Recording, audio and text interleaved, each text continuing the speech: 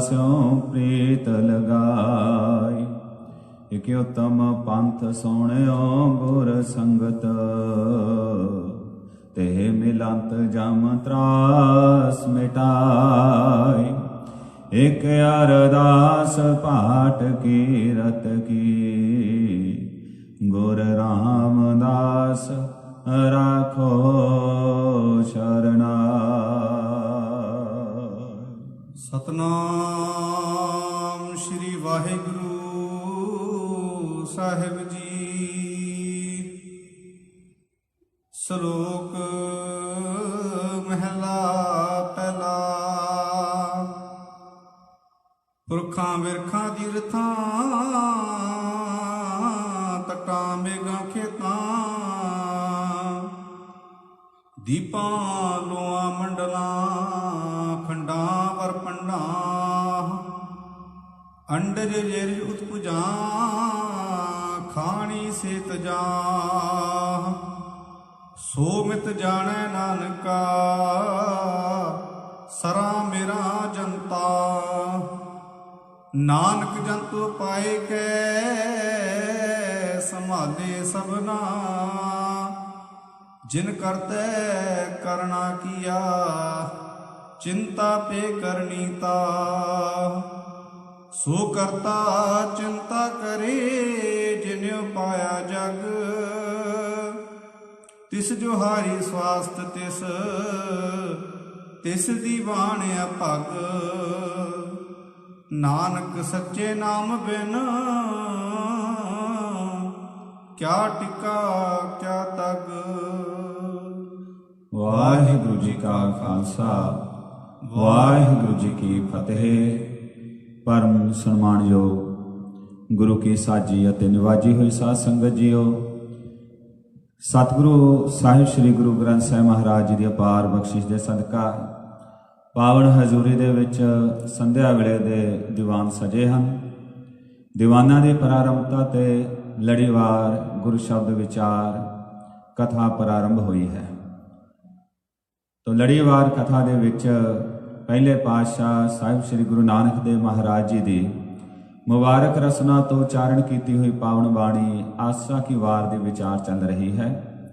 ਤੋ ਅੱਜ ਦੇ ਵਿਚਾਰ ਦੀ ਪ੍ਰਾਰੰਭਤਾ ਆਸਾ ਕੀ ਵਾਰ ਦੀ 8 ਨੰਬਰ ਪੌੜੀ ਅਤੇ ਇਸ ਪੌੜੀ ਦੇ ਨਾਲ ਦਰਜ ਸ਼ਲੋਕਾਂ ਤੋਂ ਹੋਵੇਗੀ। ਤੋ ਵਿੱਚ ਵਿੱਚ ਸ਼ੁੱਧ ਉਚਾਰਨ ਤੇ ਆਪਾਂ ਧਿਆਨ ਦੇਣਾ ਹੈ ਤੇ ਨਾਲ ਹੀ ਜੋ ਮੁੱਖ ਭਾਵ ਗੁਰੂ ਸਾਹਿਬ ਮਹਾਰਾਜ ਜੀ ਆਸਾ ਕੀ ਵਾਰ ਦੇ ਵਿੱਚ ਸ਼ਲੋਕਾਂ ਦੇ ਵਿੱਚ ਪੌੜੀਆਂ ਦੇ ਵਿੱਚ ਬਖਸ਼ਿਸ਼ ਕਰ ਰਹੇ ਹਨ, ਇਸ ਨੂੰ ਵਿਚਾਰਦੇ ਜਾਣਾ ਹੈ। ਆਓ ਸਤਿਗੁਰੂ ਮਹਾਰਾਜ ਗੁਰੂ ਨਾਨਕ ਸਾਹਿਬ ਮਹਾਰਾਜ ਜੀ ਦੀ ਮੁਬਾਰਕ ਰਸਨਾ ਤੋਂ ਉਚਾਰਨ ਕੀਤਾ ਹੋਇਆ ਸ਼ਲੋਕ ਹੈ, ਜਿਸ ਦਾ ਪਾਠ ਆਪ ਜੀ ਨੇ ਹੁਣੇ ਹੀ ਆਰੰਭਤਾ 'ਚ ਸਰਵਣ ਕੀਤਾ ਹੈ। ਤੇ ਸ਼ਲੋਕ ਦਾ ਪਾਠ ਕਰਦੇ ਹੋਏ ਖਾਸ ਤੌਰ ਤੇ ਧਿਆਨ ਦੇਣ ਵਾਲੀ ਗੱਲ ਹੈ, ਗੁਰੂ ਮਹਾਰਾਜ ਸੱਚੇ ਪਾਤਸ਼ਾਹ ਜੀ ਨੇ ਜਿੱਥੇ ਵੀ ਨਾਸਕੀ ਉਚਾਰਨ ਹੈ, ਜੋ ਆਪਾਂ ਨਾਸਕੀ ਉਚਾਰਨ ਸ਼ਬਦ ਵਰਤ ਰਹੇ ਹਾਂ, ਅਸਲ ਦੇ ਵਿੱਚ ਜਿੱਥੇ ਕੰਨਾਂ ਲਗਾ ਕੇ ਉਹਦੇ ਉੱਪਰ ਬਿੰਦੀ ਲੱਗੀ ਹੋਈ ਹੁੰਦੀ ਹੈ, ਤੋ ਇੱਥੇ ਸਪਸ਼ਟ ਰੂਪ ਦੇ ਵਿੱਚ ਬਿੰਦੀ ਲੱਗੀ ਹੋਈ ਹੈ ਸਾਰੇ ਹੀ ਸ਼ਬਦਾਂ ਦੇ ਉੱਪਰ। ਪੁਰਖਾਂ ਬਿਰਖਾਂ ਤੀਰਥਾਂ ਤਟਾਂ ਮੇਘਾਂ ਖੇਤਾਂ। ਤੋ ਇਹ ਬਿੰਦੀ ਦਾ ਉਚਾਰਨ, ਕੰਨਾਂ ਲਗਾ ਕੇ ਬਿੰਦੀ ਦਾ ਉਚਾਰਨ ਜਦੋਂ ਨਾਮ ਦੇ ਨਾਲ ਹੁੰਦਾ ਹੈ ਤਾਂ ਉਹ ਨਾਉਨ, ਉਹ ਨਾਮ ਸ਼ਬਦ ਬਹੁਵਚਨ ਦੇ ਰੂਪ ਵਿੱਚ ਹੁੰਦਾ ਹੈ ਜ਼ਿਆਦਾਤਰ। ਤੋ ਬਹੁਵਚਨ ਦੇ ਰੂਪ ਦੇ ਵਿੱਚ ਗੁਰੂ ਸਾਹਿਬ ਜੀ ਇਹ ਸ਼ਬਦ ਉਚਾਰਨ ਕਰ ਰਹੇ ਨੇ ਤੇ ਕੇਵਲ ਇਹਨਾਂ ਦਾ ਹੀ ਜ਼ਿਕਰ ਨਹੀਂ ਕੀਤਾ, ਬਲਕਿ ਇੱਕ ਬੜੀ ਵੱਡੀ ਲਿਸਟ ਗੁਰੂ ਸਾਹਿਬ ਬਣਾ ਰਹੇ ਨੇ। ਪਿਛਲੇ ਦਿਨੇ ਵੀ ਜੋ ਵਿਚਾਰ ਕੀਤੀ ਸੀ ਕਿ ਗੁਰੂ ਨਾਨਕ ਸਾਹਿਬ ਨੇ ਪਹਿਲੇ ਸ਼ਲੋਕਾਂ ਦੇ ਵਿੱਚ, ਪਹਿਲੀਆਂ ਕੁਝ ਪੌੜੀਆਂ 'ਚ ਜਿਹੜੇ ਸ਼ਲੋਕ ਉਚਾਰਨ ਕੀਤੇ ਹੈ, ਹਰ ਇੱਕ ਗੱਲ ਨੂੰ ਇੱਕ ਸਮੁੱਚੇ ਭਾਵ ਦੇ ਵਿੱਚ ਗੁਰੂ ਸਾਹਿਬ ਜੀ ਨੇ ਪ੍ਰਗਟ ਕੀਤਾ ਹੈ। ਤੋ ਅੱਜ ਵੀ ਗੁਰੂ ਸਾਹਿਬ ਜੀ ਇਸ ਸ਼ਲੋਕ ਦੇ ਵਿੱਚ ਜੋ ਬਖਸ਼ਿਸ਼ ਕਰ ਰਹੇ ਹਨ, ਪੁਰਖਾਂ ਭਾਵ ਬਹੁਤ ਪੁਰਖ, ਭਾਵ ਸਮੁੱਚੀ ਮਨੁੱਖਤਾ, ਬਿਰਖਾਂ ਬਹੁਤ ਜ਼ਿਆਦਾ ਦਰਖਤ ਇਸ ਧਰਤੀ ਦੇ ਉੱਪਰ, ਜੋ ਜਿੰਨੇ ਵੀ ਬਨਸਪਤੀ ਹੈ, ਤੀਰਥਾਂ, ਤੀਰਥ ਆਦਿਕ ਜੋ ਕਿਸੇ ਵੀ ਧਰਮ ਦੇ ਅਸਥਾਨ ਹਨ ਉਹ, ਤਟਾਂ ਮੇਘਾਂ ਖੇਤਾਂ, ਨਦੀਆਂ ਦੇ ਕਿਨਾਰੇ ਬੱਦਲ ਖੇਤ ਆਦਿਕ, ਦੀਪਾਂ ਲੋਆਂ ਮੰਡਲਾਂ ਖੰਡਾਂ ਵਰ ਭੰਡਾਂ।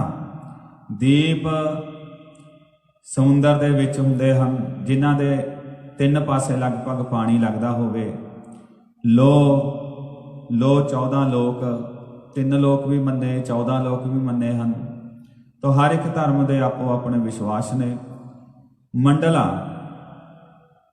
ਆਦਿਕ, ਜਿਸ ਤਰ੍ਹਾਂ ਸੂਰਜ ਮੰਡਲ ਹੈ, ਸੂਰਜ ਦਾ ਪਰਿਵਾਰ ਹੈ, ਇਸ ਤਰ੍ਹਾਂ ਖੰਡਾਂ ਬਰਭੰਡਾਂ, ਖੰਡ ਕਹੀਏ ਧਰਤੀ ਦੇ ਟੁਕੜੇ, ਵੱਖਰੇ ਵੱਖਰੇ ਹਿੱਸੇ, ਬਰਭੰਡ ਬ੍ਰਹਿਮੰਡ, ਕਿੰਨੇ ਹੀ ਬ੍ਰਹਿਮੰਡ ਹਨ, ਕਿੰਨੇ ਹੀ ਯੂਨੀਵਰਸ ਹਨ। ਤਾਂ ਇਹ ਸਾਰਾ ਕੁਝ ਗੁਰੂ ਸਾਹਿਬ ਜੀ ਬਹੁਵਚਨ ਦੇ ਰੂਪ ਦੇ ਵਿੱਚ ਇੱਕ ਬੜੇ ਵੱਡੇ ਪਸਾਰੇ ਦਾ ਜ਼ਿਕਰ ਇਸ ਸ਼ਲੋਕ ਦੇ ਵਿੱਚ ਕਰ ਰਹੇ ਹਨ। ਤੇ ਅਖੀਰ ਦੇ ਵਿੱਚ ਫਿਰ ਆਪਣਾ ਕਨਕਲੂਜ਼ਨ ਸਿੱਟਾ ਕੱਢ ਕੇ ਦੱਸ ਰਹੇ ਹਨ ਵੀ ਐਡੇ ਵੱਡੀ ਰਚਨਾ, ਐਡੇ ਵੱਡੇ ਪਸਾਰੇ ਦੇ ਵਿੱਚ ਅਸਲ ਗੱਲ ਕੀ ਹੈ। ਆਓ ਪਹਿਲਾਂ ਭਾਈ ਸਾਹਿਬ ਜੀ ਤੋਂ ਸਾਰਾ ਹੀ ਸ਼ਲੋਕ ਸਰਵਣ ਕਰਦੇ ਹਾਂ, ਉਪਰੰਤ ਜੋ ਅਖੀਰ ਤੇ ਗੁਰੂ ਸਾਹਿਬ ਸਮਝਾ ਰਹੇ ਨੇ ਉਸ ਤੇ ਆਪਾਂ ਵਿਚਾਰ ਕਰਦੇ ਹਾਂ। ਹਾਂਜੀ ਭਾਈ ਸਾਹਿਬ ਜੀ। ਸ਼ਲੋਕ ਮਹਿਲਾ ਪਹਿਲਾ। ਪੁਰਖਾਂ ਬਿਰਖਾਂ ਤੀਰਥਾਂ, ਤਟਾਂ ਮੇਘਾਂ ਖੇਤਾਂ, ਦੀਪਾਂ ਲੋਆਂ ਮੰਡਲਾਂ, ਖੰਡਾਂ ਵਰਭੰਡਾਂ, ਅੰਡਜ ਜੇਰਿਦ ਉਤਪੁਜਾਂ, ਖਾਣੀ ਸੇ ਤਜਾ, ਸੋ ਮਿਤ ਜਾਣੈ ਨਾਨਕਾ, ਸਰਾ ਮੇਰਾ ਜਨਤਾ, ਨਾਨਕ ਜੰਤੁ ਪਾਏ ਕੇ ਸੰਭਾਲੇ ਸਭਨਾ, ਜਿਨ ਕਰਤੈ ਕਰਣਾ ਕੀਆ, ਚਿੰਤਾ ਪੇ ਕਰਨੀ ਤਾ, ਸੋ ਕਰਤਾ ਚਿੰਤਾ ਕਰੇ, ਜਿਨ ਪਾਇਆ ਜਗ, ਤਿਸ ਜੋ ਹਾਰੀ ਸਵਸਤ ਤਿਸ ਦੀ ਬਾਣਿਆ ਭਗ, ਨਾਨਕ ਸੱਚੇ ਨਾਮ ਬਿਨ, ਕਿਆ ਟਿਕਾ ਕਿਆ ਤਗ। ਆਪ ਜੀ ਫਰਮਾ ਰਹੇ ਹਨ ਕਿ ਕਿੰਨਾ ਵੱਡਾ ਪਸਾਰਾ ਹੈ। ਖੰਡਾਂ ਬ੍ਰਹਿਮੰਡਾਂ ਤੱਕ ਕੁੱਲ ਮਨੁੱਖਤਾ, ਪਹਾੜਾਂ ਦੇ ਵਿੱਚ ਜੰਤ ਆਦਿਕ, ਨਾਨਕ ਜੰਤ ਉਪਾਏ ਕੈ ਸੰਭਾਲੇ, ਇਹਨੂੰ ਆਪਾਂ ਕਹਾਂਗੇ ਸੰਭਾਲੇ, ਸਭਨਾ ਸਾਰਿਆਂ ਦੀ ਸੰਭਾਲ ਕਰ ਰਿਹਾ। ਕਿੱਡਾ ਬੇਅੰਤ ਹੈ। ਜਿਨ ਕਰਤੈ ਕਰਣਾ ਕੀਆ, ਕਰਣਾ ਨਾਣੇ ਦੇ ਨਾਲ ਉਚਾਰਨ ਹੋਵੇਗਾ। ਇੱਕ ਬਹੁਤ ਵੱਡਾ ਉਚਾਰਨ ਦੇ ਵਿੱਚ ਇਹ ਨੰਨਾ ਤੇ ਨਾਣਾ, ਇਹਦਾ ਵੈਸੇ ਜਿਹੜਾ ਸੰਬੰਧ ਹੈ, ਇਹ ਸੰਬੰਧ ਮਨੁੱਖ ਦੇ ਬੋਲਣ ਦੇ ਨਾਲ ਵੀ ਹੈ। ਨਾਣਾ ਤੇ ਨੰਨਾ ਇਹ ਸ਼ਬਦ ਆਮ ਤੌਰ ਤੇ ਬਹੁਤਾ ਜ਼ਿਆਦਾ ਇਹਦਾ ਫਰਕ ਪਾ ਕੇ ਨਹੀਂ ਬੋਲਿਆ ਜਾਂਦਾ, ਪਰ ਆਪਾਂ ਯਤਨ ਕਰਨਾ ਹੈ ਕਿ ਜਿਸ ਤਰ੍ਹਾਂ ਗੁਰਬਾਣੀ ਵਿੱਚ ਲਿਖਿਆ ਐਜ਼ ਇਟ ਇਜ਼ ਉਚਾਰਨਾ ਉਸਨੂੰ। ਨੰਨੇ ਦੀ ਥਾਂ ਨੰਨਾ ਉਚਾਰੀਏ, ਨਾਣੇ ਦੀ ਥਾਂ ਤੇ ਨਾਣਾ ਉਚਾਰੀਏ। ਪਰ ਇਹ ਇੱਕ ਐਸੀ ਸ਼ਿਕਾਇਤ ਹੈ ਇਸ ਸ਼ਬਦ ਦੇ ਪ੍ਰਤੀ ਸ਼੍ਰੀ ਹਰਿਮੰਦਰ ਸਾਹਿਬ ਜੀ, ਸ਼੍ਰੀ ਦਰਬਾਰ ਸਾਹਿਬ ਹਰਿਮੰਦਰ ਸਾਹਿਬ, ਜਿੱਥੇ ਕਿ ਬਹੁਤ ਹੀ ਗਿਆਨਵਾਨ ਸੁਲਝੇ ਹੋਏ ਗੁਰੂ ਕੇ ਕੀਰਤਨੀਏ, ਗੁਰੂ ਕੇ ਗ੍ਰੰਥੀ ਸਿੰਘ ਸਤਿਗੁਰੂ ਜੀ ਦੇ ਚਰਨਾਂ 'ਚ ਸੇਵਾ ਨਿਭਾਉਂਦੇ ਨੇ।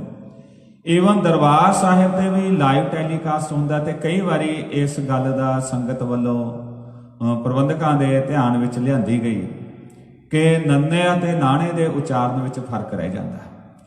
ਨੰਨੇ ਦੀ ਥਾਂ ਨਾਣਾ ਉਚਾਰ ਦੇਣਾ, ਨਾਣੇ ਦੀ ਥਾਂ ਨੰਨਾ ਉਚਾਰ ਦੇਣਾ। ਤੇ ਇਹਦੇ ਤੇ ਮੈਂ ਇਹ ਗੱਲ ਕਹਾਂਗਾ ਵੀ ਕੱਟੜਤਾ ਹੀ ਕੋਈ ਨਹੀਂ, ਕਿਉਂਕਿ ਕਈ ਵਾਰੀ ਕਿਸੇ ਮਨੁੱਖ ਦੀ ਆਵਾਜ਼ ਨਾਸਕੀ ਹੁੰਦੀ ਹੈ, ਉਹਦੀ ਆਵਾਜ਼ ਨੱਕ ਦੇ ਵਿੱਚ ਵੀ ਆਉਂਦੀ ਹੈ, ਉਹ ਨੰਨੇ ਨੂੰ ਨਾਣੇ ਵਾਂਗੂ ਉਚਾਰਦਾ ਹੈ। ਪਰ ਹਾਂ, ਕੁਝ ਵਾਰੀ ਇਹ ਸਾਡੀ ਬੇਧਿਆਨੀ ਹੁੰਦੀ ਆ ਵੀ ਆਪਾਂ ਪਾਠ ਕਰਦੇ ਕਰਦੇ ਤੇ ਉਹ ਇੱਕ ਇਸ ਤਰ੍ਹਾਂ ਦੇ ਬੇਧਿਆਨੀ 'ਚ ਆ ਜਾਂਦੇ ਆ ਵੀ ਨੰਨੇ ਤੇ ਨਾਣੇ ਦੇ ਫਰਕ ਨੂੰ ਆਪਾਂ ਧਿਆਨ ਨਹੀਂ ਦਿੰਦੇ ਹਾਂ। ਤੋ ਇਹਦਾ ਧਿਆਨ ਦੇਣਾ। ਕਰਨਾ ਨਾਣੇ ਦੇ ਨਾਲ ਕਰਨਾ, ਜੇ ਨੰਨੇ ਨਾਲ ਕਹਾਂਗੇ ਫਿਰ ਉਚਾਰਨ ਹੋਇਆ ਕਰਨਾ। ਕਰਨਾ ਕਿੰਨਾ ਫਰਕ ਪੈ ਗਿਆ, ਕਰਨਾ ਉਚਾਰਨ ਹੋਏਗਾ ਕਰਨਾ। ਤੋ ਇਦਾਂ ਨੰਨੇ ਤੇ ਨਾਣੇ ਦਾ ਉਚਾਰਨ ਇਹ ਤੇ ਵਿਸ਼ੇਸ਼ ਤੌਰ ਤੇ ਧਿਆਨ ਦੇਣਾ ਹੁੰਦਾ ਵੀ ਜੋ ਸ਼ਬਦ ਲਿਖਿਆ ਹੈ ਉਹੀ ਸ਼ਬਦ ਆਪਾਂ ਉਚਾਰਨ ਕਰੀਏ। ਜਿਨ ਕਰਤਾ ਕਰਨਾ ਕੀਆ, ਚਿੰਤਾ ਭੇ ਕਰਨੀ ਤਾਂ, ਭੱਬੇ ਨੂੰ ਲਾਵਾਂ ਭੇ, ਇਦਾਂ ਉਚਾਰਨ ਹੋਏਗਾ ਭੱਬੇ ਨੂੰ ਸਿਹਾਰੀ ਦਾ। ਜੋ ਸੁਖਮਨੀ ਸਾਹਿਬ ਦੇ ਵਿੱਚ ਵੀ ਆਪਾਂ ਪਾਠ ਕਰਦੇ ਹਾਂ, ਆਦ ਸੱਚ ਜੁਗਾਦ ਸੱਚ ਹੈ ਭੇ ਸੱਚ, ਭੀ ਨਹੀਂ ਕਹਿੰਦੇ, ਭੀ ਸ਼ਬਦ ਆਏਗਾ ਜਪਜੀ ਸਾਹਿਬ ਦੇ ਸ਼ਲੋਕ ਦੇ ਵਿੱਚ, ਸੁਖਮਨੀ ਸਾਹਿਬ ਦੇ ਸ਼ਲੋਕ ਵਿੱਚ ਭੇ ਭੱਬੇ ਨੂੰ ਸਿਹਾਰੀ ਤੇ ਉਚਾਰਨ ਲਗਭਗ ਇਦਾਂ ਹੋਏਗਾ ਜਿਵੇਂ ਭੱਬੇ ਨੂੰ ਲਾਂ ਲੱਗੀ ਹੋਈ ਹੋਵੇ। ਚਿੰਤਾ ਪੇ ਕਰਨੀ ਤਾਂ ਜਿਨੇ ਇੰਨਾ ਵੱਡਾ ਜਗਤ ਸੰਸਾਰ ਪੈਦਾ ਕੀਤਾ ਹੈ, ਚਿੰਤਾ ਵੀ ਉਹਨੇ ਹੀ ਕਰਨੀ ਹੈ। ਕਿੱਡਾ ਵੱਡਾ ਗੁਰੂ ਨਾਨਕ ਸਾਹਿਬ ਵਿਜ਼ਨ ਦੇ ਰਹੇ ਹਨ। ਗੁਰੂ ਨਾਨਕ ਪਾਤਸ਼ਾਹ ਦੀ ਦ੍ਰਿਸ਼ਟੀ ਕਿੱਡੀ ਵੱਡੀ ਹੈ। ਸੋ ਕਰਤਾ ਚਿੰਤਾ ਕਰੇ ਜਿਨ ਉਪਾਇਆ ਜਗ, ਜਿਸ ਨੇ ਸਾਰਾ ਸੰਸਾਰ ਪੈਦਾ ਕੀਤਾ ਉਹਨੂੰ ਉਸ ਦਾ ਫਿਕਰ ਹੈ, ਕਿਵੇਂ ਇਸ ਨੂੰ ਚਲਾਉਣਾ, ਕਿਵੇਂ ਚਲਾ ਰਿਹਾ ਹੈ, ਇਹ ਸਾਰਾ ਉਹਦੇ ਹੱਥ ਵਿੱਚ ਹੈ। ਪਰ ਮਨੁੱਖ ਕੀ ਕਰਦਾ? ਮਨੁੱਖ ਹਮੇਸ਼ਾ ਹੀ ਆਪਣੇ ਆਪ ਨੂੰ ਕੇਂਦਰਿਤ ਰੱਖ ਕੇ ਸੋਚਦਾ ਹੈ। ਇਸੇ ਕਰਕੇ ਇਨਸਾਨ ਆਪਣੀਆਂ ਚਿੰਤਾਵਾਂ, ਆਪਣੇ ਫਿਕਰਾਂ ਦੇ ਵਿੱਚ ਦਿਨ ਰਾਤ ਡੁੱਬਿਆ ਰਹਿੰਦਾ ਹੈ ਤੇ ਚਿੰਤਾ ਤੇ ਫਿਕਰ ਉਹਦੇ ਲੈਂਦੇ ਨਹੀਂ। ਗੁਰੂ ਸਾਹਿਬ ਜੀ ਨੇ ਜਦੋਂ ਇੱਕ ਸਿੱਖ ਦੀ ਘਾੜਤ ਘੜੀ ਹੈ, ਜੇ ਆਪਾਂ ਸਿੱਖ ਹਾਂ ਗੁਰੂ ਦੇ, ਸਾਡੀ ਘਾੜਤ ਘੜਦੇ ਹੋਏ ਗੁਰੂ ਸਾਹਿਬ ਜੀ ਨੇ ਸਾਡੇ ਵਿਚਾਰਾਂ ਦੀ ਘਾੜਤ ਘੜਦੇ ਹੋਏ ਸਾਡੇ ਅੰਦਰ ਇਹ ਚੀਜ਼ ਪਾਈ ਹੈ ਕਿ ਤੁਹਾਡਾ ਇਹ ਧਿਆਨ ਹੋਵੇ, ਖਿਆਲ ਹੋਵੇ ਕਿ ਚਿੰਤਾ ਜਾਂ ਜਿਸ ਚੀਜ਼ ਦੇ ਵਿੱਚ ਤੁਸੀਂ ਇੱਕ ਦਾਇਰੇ 'ਚ ਬੰਦ ਹੋ ਕੇ ਸੋਚਦੇ ਆ, ਇਦਾਂ ਨਹੀਂ, ਬਲਕਿ ਸਭ ਕੁਝ ਕਰਨਹਾਰ ਸਾਰੀ ਸਮੁੱਚੀ ਮਨੁੱਖਤਾ, ਸਮੁੱਚੇ ਜਗਤ ਨੂੰ ਇੱਕ ਸਿਸਟਮ ਚਲਾ ਰਿਹਾ ਹੈ। ਉਹ ਬੇਅੰਤ ਸਿਸਟਮ ਦੇ ਨਾਲ ਤੁਸੀਂ ਇੱਕ ਸੁਰ ਹੋ ਕੇ ਸੋਚੋ। ਜਦੋਂ ਤੁਸੀਂ ਇੱਕ ਸੁਰ ਹੋ ਕੇ ਸੋਚੋਗੇ ਤਾਂ ਤੁਹਾਨੂੰ ਪਤਾ ਲੱਗੇਗਾ ਵੀ ਐਡੇ ਵੱਡੇ ਪਸਾਰੇ ਦੇ ਵਿੱਚ ਸਾਡੀ ਕੀ ਪਾਇਆ ਹੈ। ਅਸੀਂ ਤਾਂ ਕੁਝ ਵੀ ਨਹੀਂ ਹਾਂ।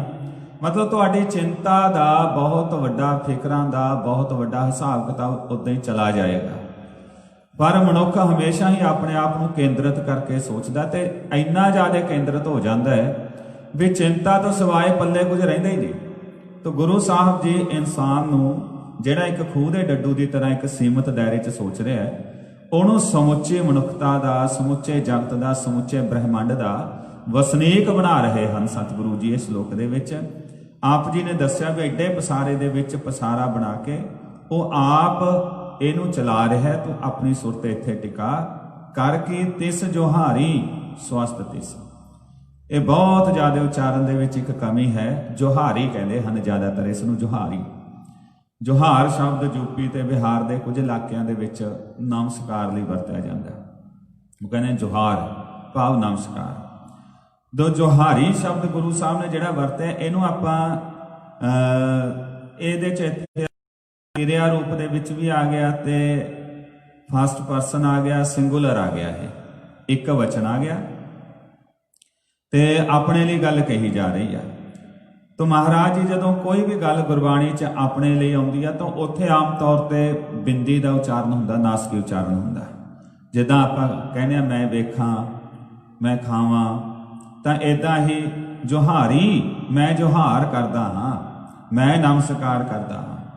ਐਡੇ ਬੇਅੰਤ ਦੇ ਪਸਾਰੇ ਨੂੰ ਆਪਣੀ ਸੁਰਤ ਵਿੱਚ ਲਿਆ ਕੇ ਮਹਾਰਾਜ ਜੀ ਕਹਿੰਦੇ ਮੈਂ ਤੈਨੂੰ ਨਮਸਕਾਰ ਕਰਦਾ। ਤਿਸ ਜੋਹਾਰੀ, ਰੀ ਉਚਾਰਨ ਹੋਏਗਾ, ਜੋਹਾਰੀ ਸਵਸਤ ਤਿਸ, ਸਵਸਤ ਆਥ ਬਾਣੀ ਬ੍ਰਹਮਾਓ। ਜਪਜੀ ਸਾਹਿਬ 'ਚ ਪਾਠ ਕਰਦੇ ਆ, ਸਵਸਤ ਜੈ ਜੈਕਾਰ ਹੋਵੇ, ਸਦਾ ਸਲਾਮਤ ਰਹਿਣ ਵਾਲਾ।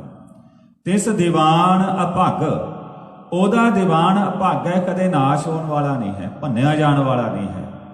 ਭਾਵ ਉਹਨੇ ਜੀਵਾਂ ਨੂੰ ਦਾਤਾਂ ਦਿੰਦੇ ਰਹਿਣਾ, ਜਗਤ ਦਾ ਸਿਸਟਮ ਚੱਲਦੇ ਰਹਿਣਾ। ਸਿੱਖ ਹੋਣ ਦੇ ਨਾਤੇ ਆਪਣੀ ਸੁਰਤ ਨੂੰ ਤੂੰ ਇੱਥੇ ਖੜਾਉਣਾ ਸਿੱਖ। ਨਾਨਕ ਸੱਚੇ ਨਾਮ ਬਿਨ, ਹੇ ਨਾਨਕ ਜੇ ਇਹ ਸੱਚੇ ਨਾਮ ਵਾਲੀ ਗੱਲ ਤੇਰੀ ਸੁਰਤ ਵਿੱਚ ਨਹੀਂ ਆਉਂਦੀ, ਕਹਿ ਰਹੇ ਨੇ ਹੇ ਨਾਨਕ। ਨਾਨਕ ਸ਼ਬਦ ਥੋੜਾ ਜਿਹਾ ਵਿਸ਼ਰਾਮ, ਇਸ ਤੋਂ ਬਾਅਦ ਨਾਨਕ ਸੱਚੇ ਨਾਮ ਬਿਨ।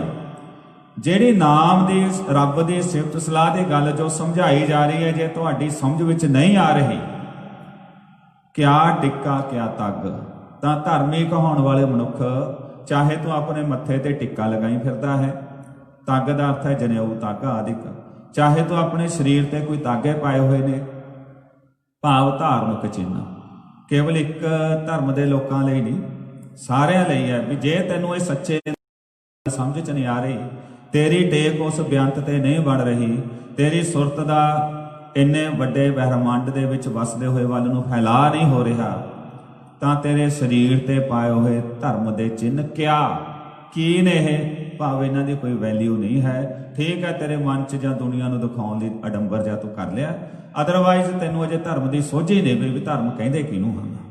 ਤੋ ਇਹ ਪਹਿਲੇ ਸ਼ਲੋਕ 'ਚ ਗਰੀਬ ਨਿਵਾਜ ਨੇ ਦੱਸਿਆ ਪ੍ਰਮਾਤਮਾ ਦਾ ਪਸਾਰਾ ਬੜਾ ਬੇਅੰਤ ਹੈ, ਚਲਾਉਂਦਾ ਆ ਰਿਹਾ ਹੈ ਤੇ ਚਲਾਉਂਦਾ ਰਹੇਗਾ। ਇਹ ਮਨੁੱਖ ਉਹ ਸਰਬ ਵਿਆਪੀ ਪਸਾਰੇ ਵੱਲ ਨੂੰ ਆਪਣੀ ਸੁਰਤ ਕਰਨੀ ਸਿੱਖ।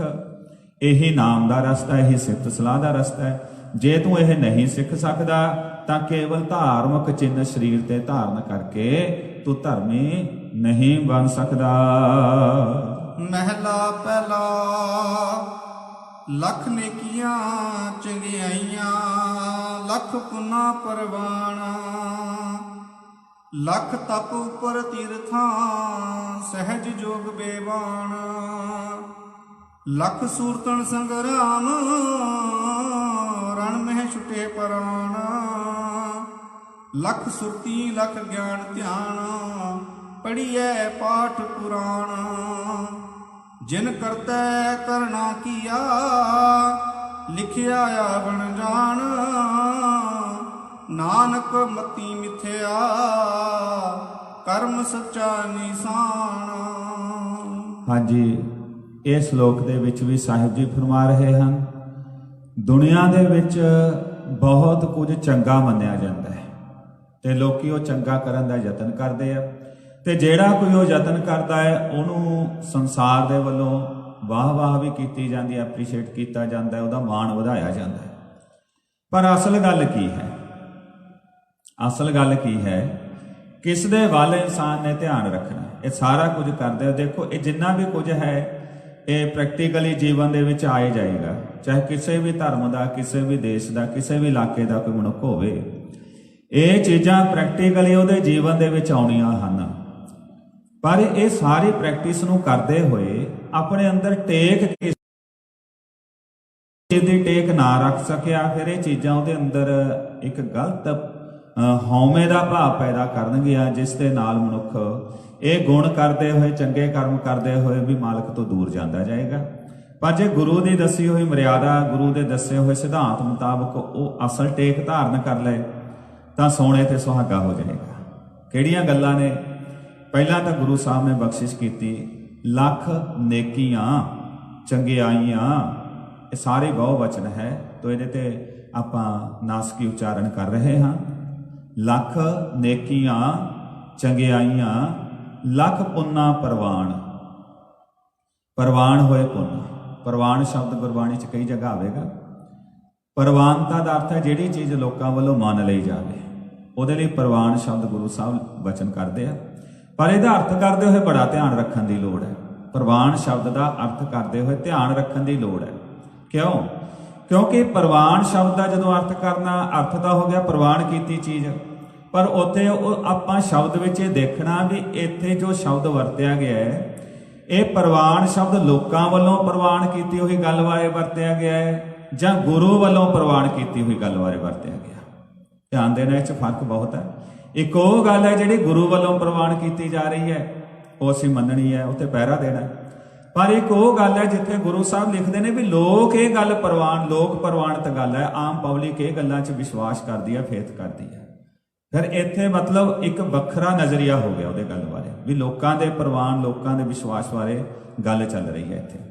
ਜਿਵੇਂ ਇਹ ਸ਼ਬਦ ਜਪਜੀ ਸਾਹਿਬ 'ਚ ਵੀ ਆਏਗਾ, ਪੰਜ ਪ੍ਰਵਾਨ ਪੰਜ ਪ੍ਰਧਾਨ, ਪੰਚੇ ਪਾਵੇਂ ਦਰਗਾਹ ਮਾਨ। ਇਹ ਸ਼ਬਦ ਜਾ ਕੇ 12 ਮਾਹਾਂ ਦੀ ਬਾਣੀ ਵਿੱਚ ਵੀ ਆਉਂਦਾ ਹੈ। ਮਾਘ ਮੱਜਨ ਸੰਗਤ ਸਾਧੂਆਂ, ਧੂੜੀ ਕਰ ਇਸ਼ਨਾਨ, ਹਰ ਕਾ ਨਾਮ ਧਿਆਏ ਸੁਣ ਸਭਨਾ ਨੂੰ ਕਰਦਾਨ।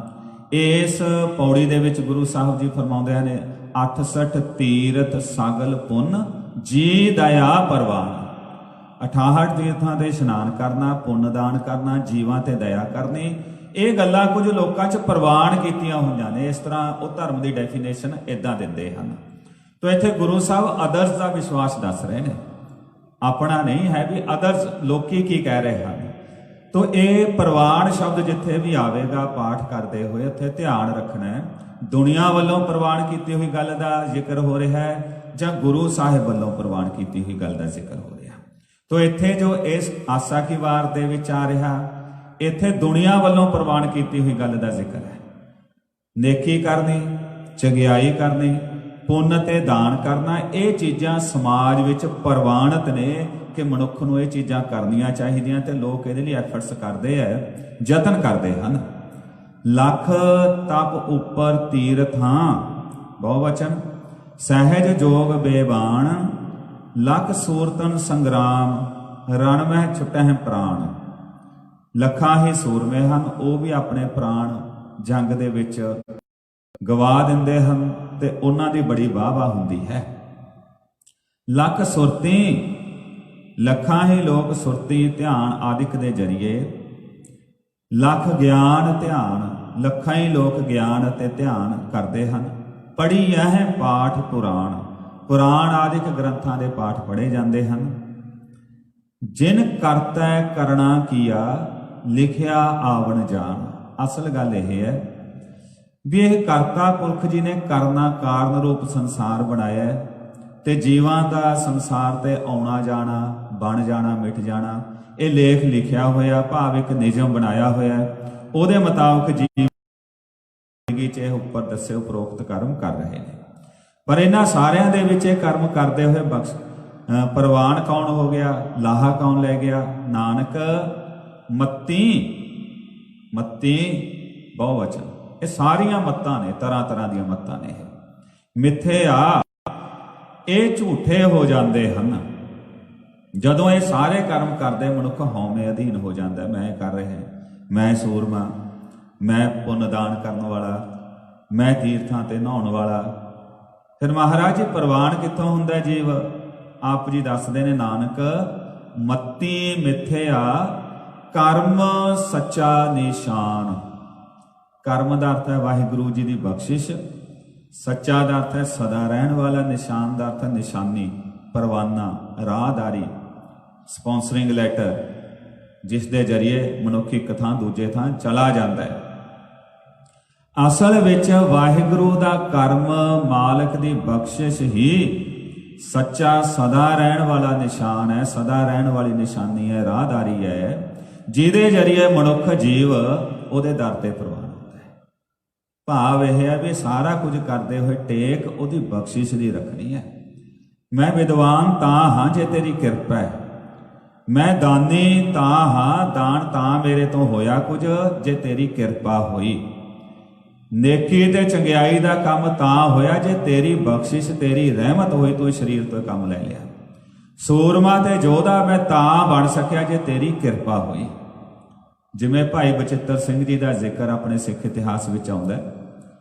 ਜਦੋਂ ਲੋਹਗੜ੍ਹ ਦੀ ਜੰਗ ਹੋ ਰਹੀ ਹੈ ਸ੍ਰੀ ਅਨੰਦਪੁਰ ਸਾਹਿਬ 'ਚ, ਲੋਹਗੜ੍ਹ ਇੱਕ ਕਿਲੇ ਦਾ ਨਾਮ ਹੈ ਜਿੱਥੇ ਗੁਰੂ ਸਾਹਿਬ ਜੀ ਦੇ ਉਸ ਵੇਲੇ ਸ਼ਸਤਰ ਹਥਿਆਰ ਬਣਾਏ ਜਾਂਦੇ ਸਨ, ਜਿਨ੍ਹਾਂ ਨੂੰ ਅੱਜ ਆਪਾਂ ਸਿਕਲੀਗਰ ਸਿੱਖ ਕਹਿੰਦੇ ਆ। ਇਹ ਉਸ ਵੇਲੇ ਕੰਮ ਕਰਦੇ ਸੀ, ਉੱਥੇ ਹਥਿਆਰ ਬਣਾਉਂਦੇ ਸਨ। ਤੇ ਪਹਾੜੀ ਰਾਜਿਆਂ ਨੇ ਸਹੁੰ ਖਾਧੀ, ਇਹ ਵਿਚਾਰ ਕੀਤੀ, ਕਹਿੰਦੇ ਜੇ ਲੋਹਗੜ੍ਹ ਦਾ ਕਿਲਾ ਤੋੜ ਲਈਏ, ਗੁਰੂ ਸਾਹਿਬ ਦਾ ਸ਼ਸਤਰ ਅਸਲਾ ਖਾਨਾ ਸਾਡੇ ਕਾਬੂ ਆ ਗਿਆ, ਫਿਰ ਗੁਰੂ ਗੋਬਿੰਦ ਸਿੰਘ ਨੂੰ ਹਰਾ ਦੇਵਾਂਗੇ।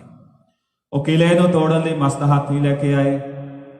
ਗੁਰੂ ਸਾਹਿਬ ਜੀ ਨੂੰ ਪਤਾ ਲੱਗਿਆ ਤੇ ਉਸ ਵੇਲੇ ਕੁਝ ਇੱਕ ਰਾਜਿਆਂ ਨੇ ਗੁਰੂ ਸਾਹਿਬ ਦੇ ਸੀਸ ਨੂੰ ਲੈ ਕੇ ਆਉਣ ਦੀ ਵੀ ਸਹੁੰ ਖਾਧੀ, ਰਾਜਾ ਕੇਸਰੀ ਚੰਦ ਵਰਗਿਆਂ ਨੇ ਹੋਰ। ਤੇ ਮਹਾਰਾਜ ਜੀ ਨੇ ਡਿਊਟੀ ਲਗਾਈ ਦੁਨੀ ਚੰਦ ਦੀ ਕਿ ਤੂੰ ਹਾਥੀ ਦਾ ਮੁਕਾਬਲਾ ਕਰਨਾ ਹੈ, ਜਿਹੜੇ ਹਾਥੀ ਦੇ ਜਰੀਏ ਟੱਕਰਾਂ ਮਾਰ ਮਾਰ ਕੇ ਕਿਲੇ ਦਾ ਦਰਵਾਜ਼ਾ ਤੋੜਿਆ ਜਾਣਾ ਹੈ। ਉਹ ਘਬਰਾ ਗਿਆ ਤੇ ਚਲਾ ਗਿਆ, ਦੌੜ ਗਿਆ ਕਿਲੇ ਤੋਂ ਰਾਤੋਂ ਰਾਤ। ਅਗਲੇ ਦਿਨ ਸਵੇਰੇ ਜਦੋਂ ਗੁਰੂ ਸਾਹਿਬ ਨੂੰ ਦੱਸਿਆ, ਗੁਰੂ ਸਾਹਿਬ ਜੀ ਦੁਨੀ ਚੰਦ ਤੇ ਲੱਗਦਾ ਭੱਜ ਗਿਆ। ਕੁਝ ਇੱਕ ਹੋਰ ਗੱਲਾਂ ਦੱਸੀਆਂ ਜਾਣ ਲੱਗੀਆਂ। ਗੁਰੂ ਸਾਹਿਬ ਕਹਿੰਦੇ ਜਿਹੜਾ ਚਲਾ ਗਿਆ ਉਹਦੀ ਕੀ ਗੱਲ ਕਰਨੀ ਹੋਈ? ਜਿਹੜਾ ਚਲਾ ਗਿਆ ਉਹਦੀ ਕੀ ਗੱਲ ਕਰਨੀ ਹੋਈ? ਉੱਥੇ ਲੰਘ ਗਿਆ, ਉੱਥੇ ਚਲਾ ਗਿਆ, ਜੋ ਹੈ ਉਹਦੀ ਗੱਲ ਕਰੋ। ਹੁਣ ਤੁਸੀਂ ਸੂਰਮੇ ਗੁਰੂ ਸਾਹਿਬ ਦੀ ਹਜ਼ੂਰੀ 'ਚ ਨੇ ਭਾਈ ਬਚਿੱਤਰ ਸਿੰਘ। ਆਪ ਸੰਗਤਾਂ ਸਾਖੀ ਜਾਣਦੇ ਹੋ, ਸਤਿਗੁਰੂ ਸੱਚੇ ਪਾਤਸ਼ਾਹ ਜੀ ਨੇ ਭਾਈ ਬਚਿੱਤਰ ਸਿੰਘ ਦੀ ਡਿਊਟੀ ਸੇਵਾ ਲਗਾਈ। ਭਾਈ ਬਚਿੱਤਰ ਸਿੰਘ ਕੱਦ ਕਰਕੇ, ਸਰੀਰ ਕਰਕੇ ਐਡਾ ਨਹੀਂ ਸੀ ਕਿ ਹਾਥੀ ਦਾ ਮੁਕਾਬਲਾ ਕਰ ਸਕੇ। ਬੰਦਾ ਤੇ ਸਧਾਰਨ ਬੰਦਾ ਤੇ ਉਹਦੇ ਪਿੱਛੇ ਇੱਕ ਛੋਟਾ ਜਿਹਾ ਕੁੱਤਾ ਪੈ ਜਾਏ ਬੰਦਾ ਤੇ ਉਹ ਤੋਂ ਡਰ ਕੇ ਭੱਜ ਜਾਂਦਾ ਹੈ। ਤੇ ਆਪਣੇ ਤਾਂ ਹੁਣ ਆਪਾਂ ਇਹ ਵੀ ਦੇਖਦੇ ਹਾਂ ਵੀ ਕੁੱਤੇ ਵੀ ਦੂਰ ਦੀ ਗੱਲ ਹੈ, ਕੋਈ ਥੋੜਾ ਮੋਟਾ ਕਿ ਘਰ ਦੇ ਵਿੱਚ ਕੋਈ ਚੂਹਾ ਹੀ ਆ ਜਾਏ ਉਹ ਤੋਂ ਡਰ ਕੇ ਭੱਜ ਲੈਂਦੇ ਆ। ਤੋ ਇਹ ਚੀਜ਼ਾਂ ਜਿਹੜੀਆਂ ਨੇ ਮਨੁੱਖ ਨੂੰ ਸਹਿਜ ਸੁਭਾਅ ਕੇ ਡਰ ਪਾ ਦਿੰਦੀਆਂ ਨੇ, ਜਾਂ ਇਨਸਾਨ ਦੇ ਦਿਮਾਗ ਨੂੰ ਪਤਾ ਨਹੀਂ ਲੱਗਦਾ ਹੁਣ ਮੈਂ ਕੀ ਕਰਾਂ, ਉਲਝ ਜਾਂਦਾ ਹੈ। ਤੁਹਾਡੇ ਹਾਥੀ ਅੱਗੇ ਮੁਕਾਬਲਾ ਕਰਨਾ ਕੋਈ ਸੌਖਾ ਨਹੀਂ ਸੀ। ਗੁਰੂ ਸਾਹਿਬ ਸੱਚੇ ਪਾਤਸ਼ਾਹ ਨੇ ਭਾਈ ਬਚਿੱਤਰ ਸਿੰਘ ਜੀ ਦਾ ਕੋਈ ਬਹੁਤਾ ਤਕੜਾ ਕੱਦ ਕਾਠ ਨਹੀਂ ਸੀ, ਉਹਨੂੰ ਕਿਹਾ, ਨਾਗਣੀ ਵਰਸ਼ਾ ਦਿੱਤਾ। ਮਹਾਰਾਜ ਜੀ ਕਹਿੰਦੇ ਵੀ ਸਾਡਾ ਗੁਰੂ ਕਾ ਬੱਬਰ ਸ਼ੇਰ ਬਚਿੱਤਰ ਸਿੰਘ ਉਹ ਮਸਤ ਹਾਥੀ ਦਾ ਮੁਕਾਬਲਾ ਕਰੇਗਾ। ਭਾਈ ਬਚਿੱਤਰ ਸਿੰਘ ਨੇ ਸੱਚੇ ਪਾਤਸ਼ਾਹ ਅੱਗੇ ਹੱਥ ਜੋੜ ਕੇ ਬੇਨਤੀ ਕੀਤੀ, ਸਤਿਗੁਰੂ ਜੀ ਆਪ ਜੀ ਸਰਬ ਕਲਾ ਸਮਰੱਥ ਹੋ, ਅਸੀਂ ਤੇ ਨਿਮਾਣੇ ਜੇ ਸਿੱਖ ਹਾਂ। ਉਹ ਹਾਥੀ ਦਾ ਮੁਕਾਬਲਾ ਤੁਸੀਂ ਨੇ ਆਪ ਹੀ ਕਰਨਾ ਹੈ। ਮੇਰਾ ਸਰੀਰ ਤੇ ਇੱਕ ਓਲਾ ਹੈ, ਬਸ ਇੱਕ ਪੜਦਾ ਹੈ, ਇੱਕ ਓਲਾ ਹੈ ਵੀ ਸਾਹਮਣੇ ਸਾਨੂੰ ਰੱਖਣਾ, ਬਖਸ਼ਿਸ਼ਾਂ ਤਾਂ ਤੇਰੀ ਹੀ ਹੋਣੀਆਂ ਨੇ। ਤੇ ਸਿੱਖ ਦਾ ਵਿਸ਼ਵਾਸ ਹੈ, ਇਹ ਸਿੱਖ ਦਾ ਭਰੋਸਾ ਹੈ। ਤੇ ਜਦੋਂ ਹਾਥੀ ਦਾ ਮੁਕਾਬਲਾ ਕੀਤਾ, ਭਾਈ ਸਾਹਿਬ ਜੀ ਨੇ ਆਪਣੀ ਨਾਗਣੀ ਉਹਦੇ ਮੱਥੇ 'ਚ ਮਾਰੀ। ਹਾਥੀ ਡਰ ਕੇ ਘਬਰਾ ਕੇ ਪਿੱਛੇ ਦੌੜ ਗਿਆ। ਭਾਈ ਬਚਿੱਤਰ ਸਿੰਘ ਨੇ ਹਾਥੀ ਦਾ ਮੁਕਾਬਲਾ ਕਰਕੇ ਜਿੱਤ ਪ੍ਰਾਪਤ ਕੀਤੀ, ਜੈ ਜੈਕਾਰ ਹੋ ਗਈ।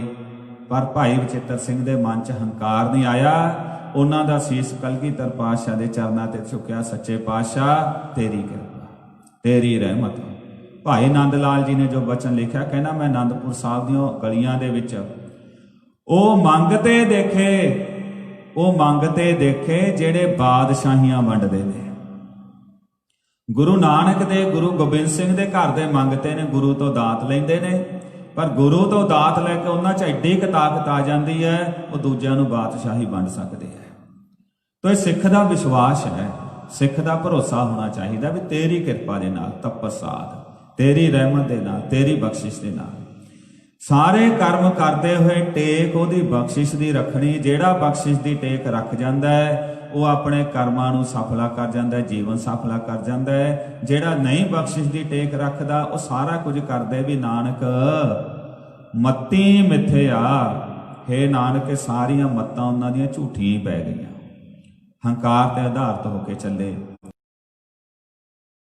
ਅਸਲ ਵਿੱਚ ਜੀਵ ਨੂੰ ਕੀ ਚਾਹੀਦਾ? ਜਿਹਨੇ ਧਰਮੀ ਬਣਨਾ ਹੈ ਉਹਨੂੰ ਉਹਦੀ ਬਖਸ਼ਿਸ਼ ਦੀ ਟੇਕ ਰੱਖਣੀ ਹੀ ਚਾਹੀਦੀ ਹੈ। ਪੌੜੀ ਸੱਚਾ ਸਾਹਿਬ ਏਕ ਤੂੰ, ਜਿਨ ਸੱਚੋ ਸੱਚ ਵਰਤਾਇਆ।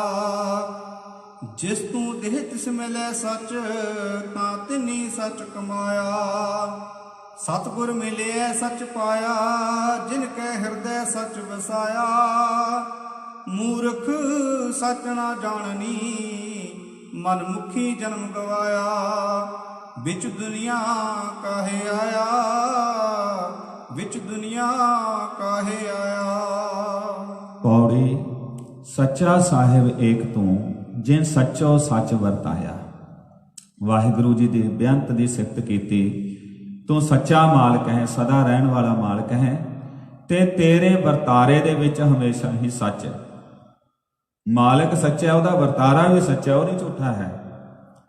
ਜਿਸ ਤੋਂ ਦੇਹ ਤਿਸੇ ਮਿਲੇ ਸੱਚ। ਪਰ ਇਹ ਸੱਚ ਦੀ ਦਾਤ, ਸੱਚ ਨੂੰ ਸਮਝਣਾ, ਸੱਚ ਨੂੰ ਕਮਾਉਣਾ, ਜੇ ਤੇ ਤੇਰੀ ਬਖਸ਼ਿਸ਼ ਹੋ ਜਾਏ ਉਹਨਾਂ ਨੂੰ ਇਹ ਚੀਜ਼ ਮਿਲਦੀ ਹੈ। ਤਾਂ ਨੂੰ ਆਪਾਂ ਤਾਂ ਹੀ ਉਚਾਰਨ ਕਰਾਂਗੇ, ਤਾਂ ਤਦੋਂ। ਜੇ ਇਦਾਂ ਹੋ ਜਾਏ ਤਦੋਂ ਇਦਾਂ ਹੁੰਦਾ ਹੈ। ਤੋ ਇੱਥੇ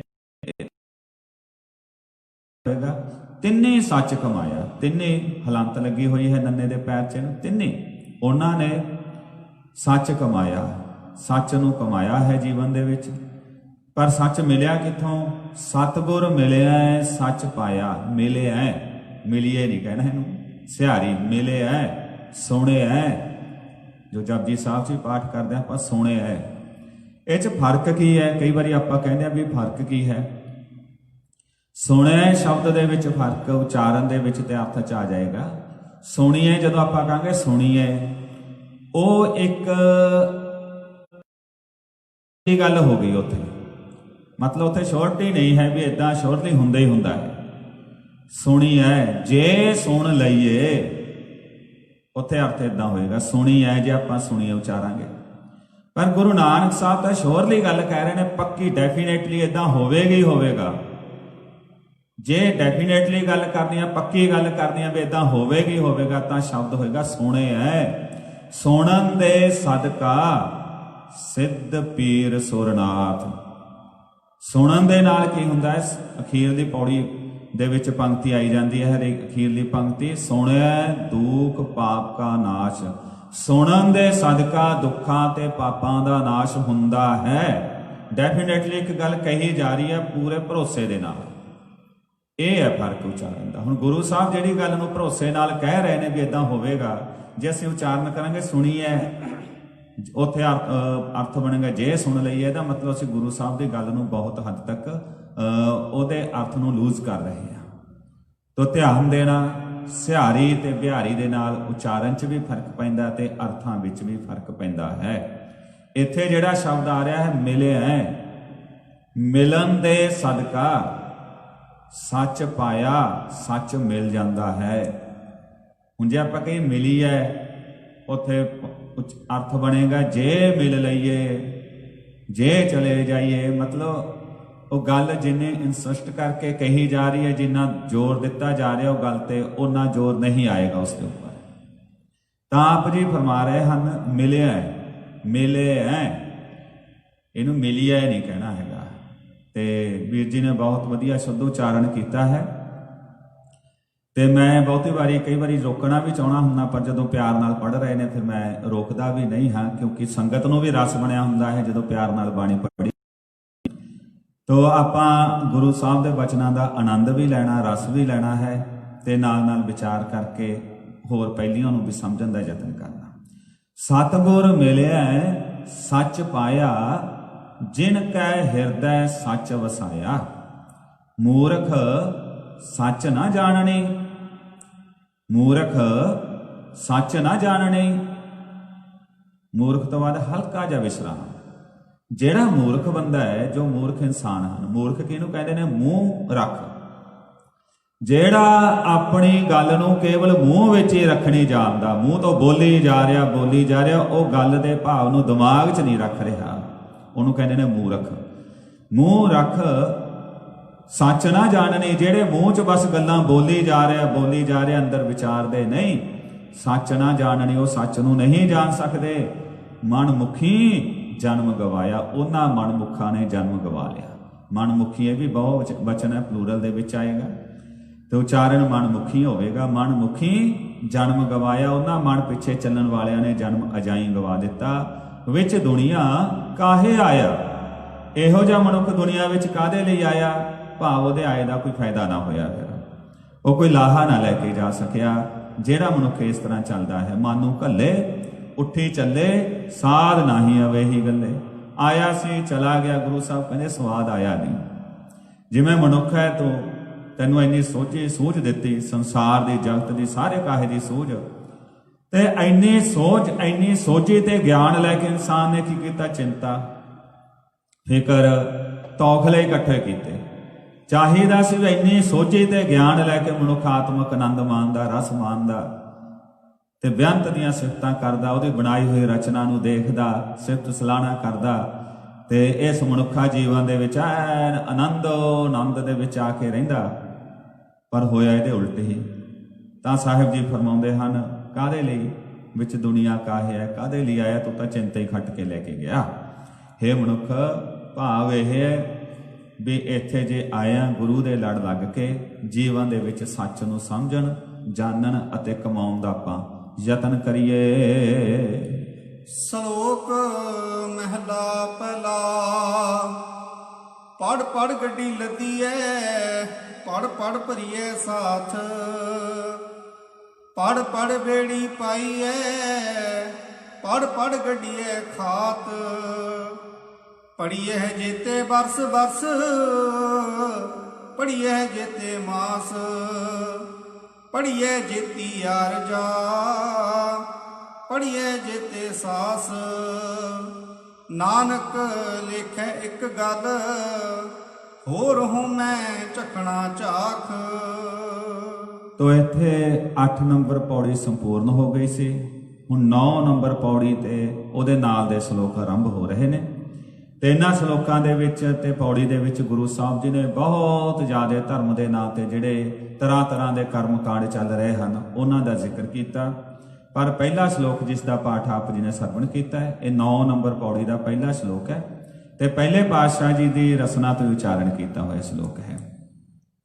ਗੁਰੂ ਸਾਹਿਬ ਸੱਚੇ ਪਾਤਸ਼ਾਹ ਜੀ ਦੇ ਜੀਵਨ ਦੇ ਵਿੱਚ ਇਸ ਤਰ੍ਹਾਂ ਦਾ ਜ਼ਿਕਰ ਆਉਂਦਾ ਹੈ ਕਿ ਗੁਰੂ ਸਾਹਿਬ ਸੱਚੇ ਪਾਤਸ਼ਾਹ ਜੀ ਜਦੋਂ ਕਸ਼ਮੀਰ ਦੇ ਵਿੱਚ ਗਏ ਹਨ, ਉੱਥੇ ਗੁਰੂ ਸਾਹਿਬ ਸੱਚੇ ਪਾਤਸ਼ਾਹ ਜੀ ਨੂੰ ਇੱਕ ਪੰਡਿਤ ਮਿਲਦਾ ਹੈ ਤੇ ਜਿਹਦੇ ਨਾਲ ਗੁਰੂ ਸਾਹਿਬ ਸੱਚੇ ਪਾਤਸ਼ਾਹ ਜੀ ਉਸ ਪੰਡਤ ਨਾਲ ਵਚਨ ਵਿਲਾਸ ਕਰਦੇ ਨੇ, ਜਿਸ ਦਾ ਨਾਮ ਬ੍ਰਹਮਦਾਸ ਕਰਕੇ ਲਿਖਿਆ ਗ੍ਰੰਥਾਂ ਵਿੱਚ।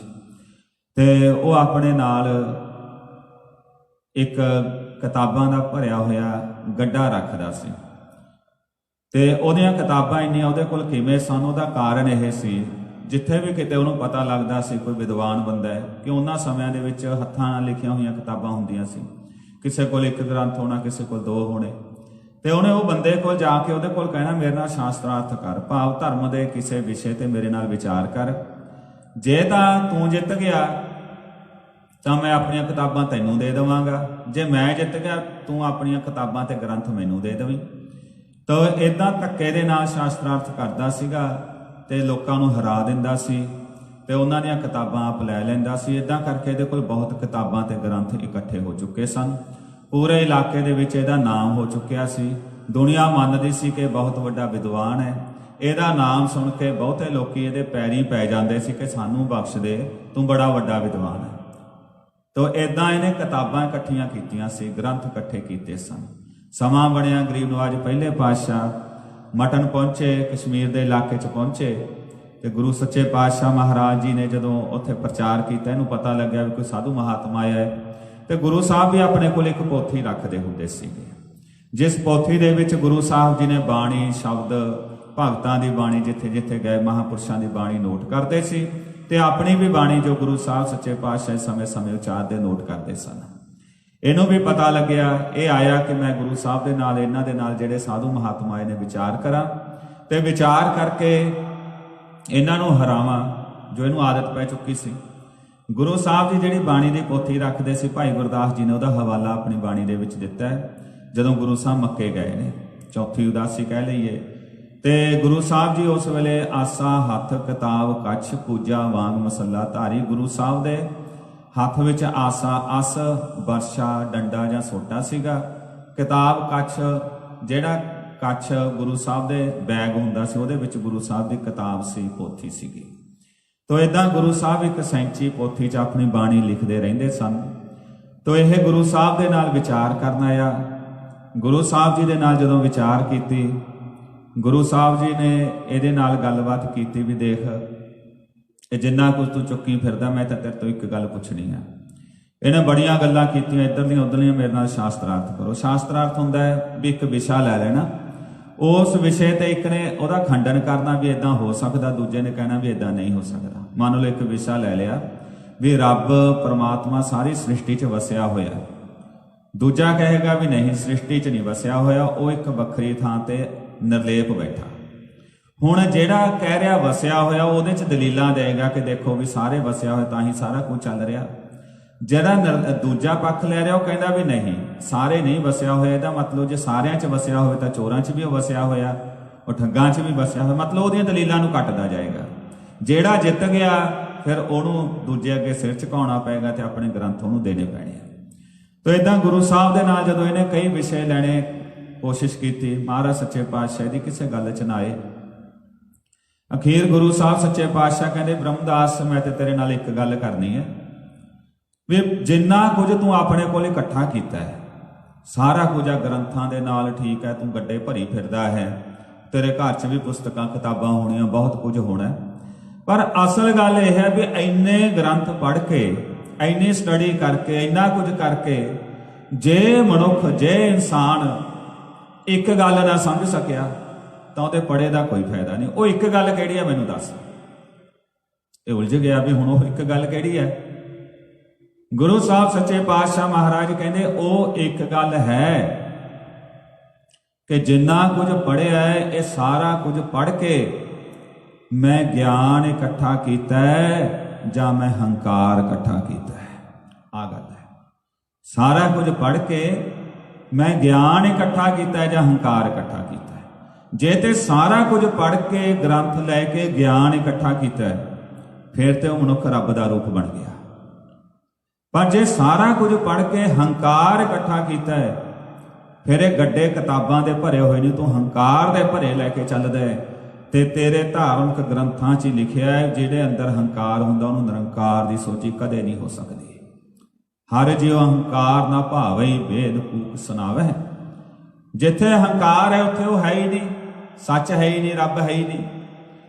उस मनुख के अंदर उस चीज़ का एहसास है नहीं। रब ते सारे मतलब मनुख अंदर फिर एहसास है ही नहीं रब का।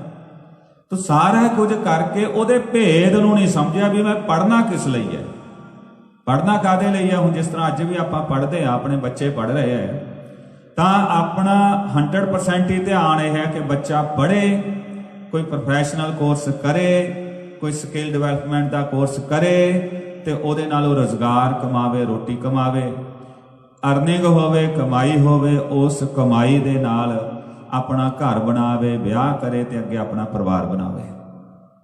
यही आ हर एक दे अंदर।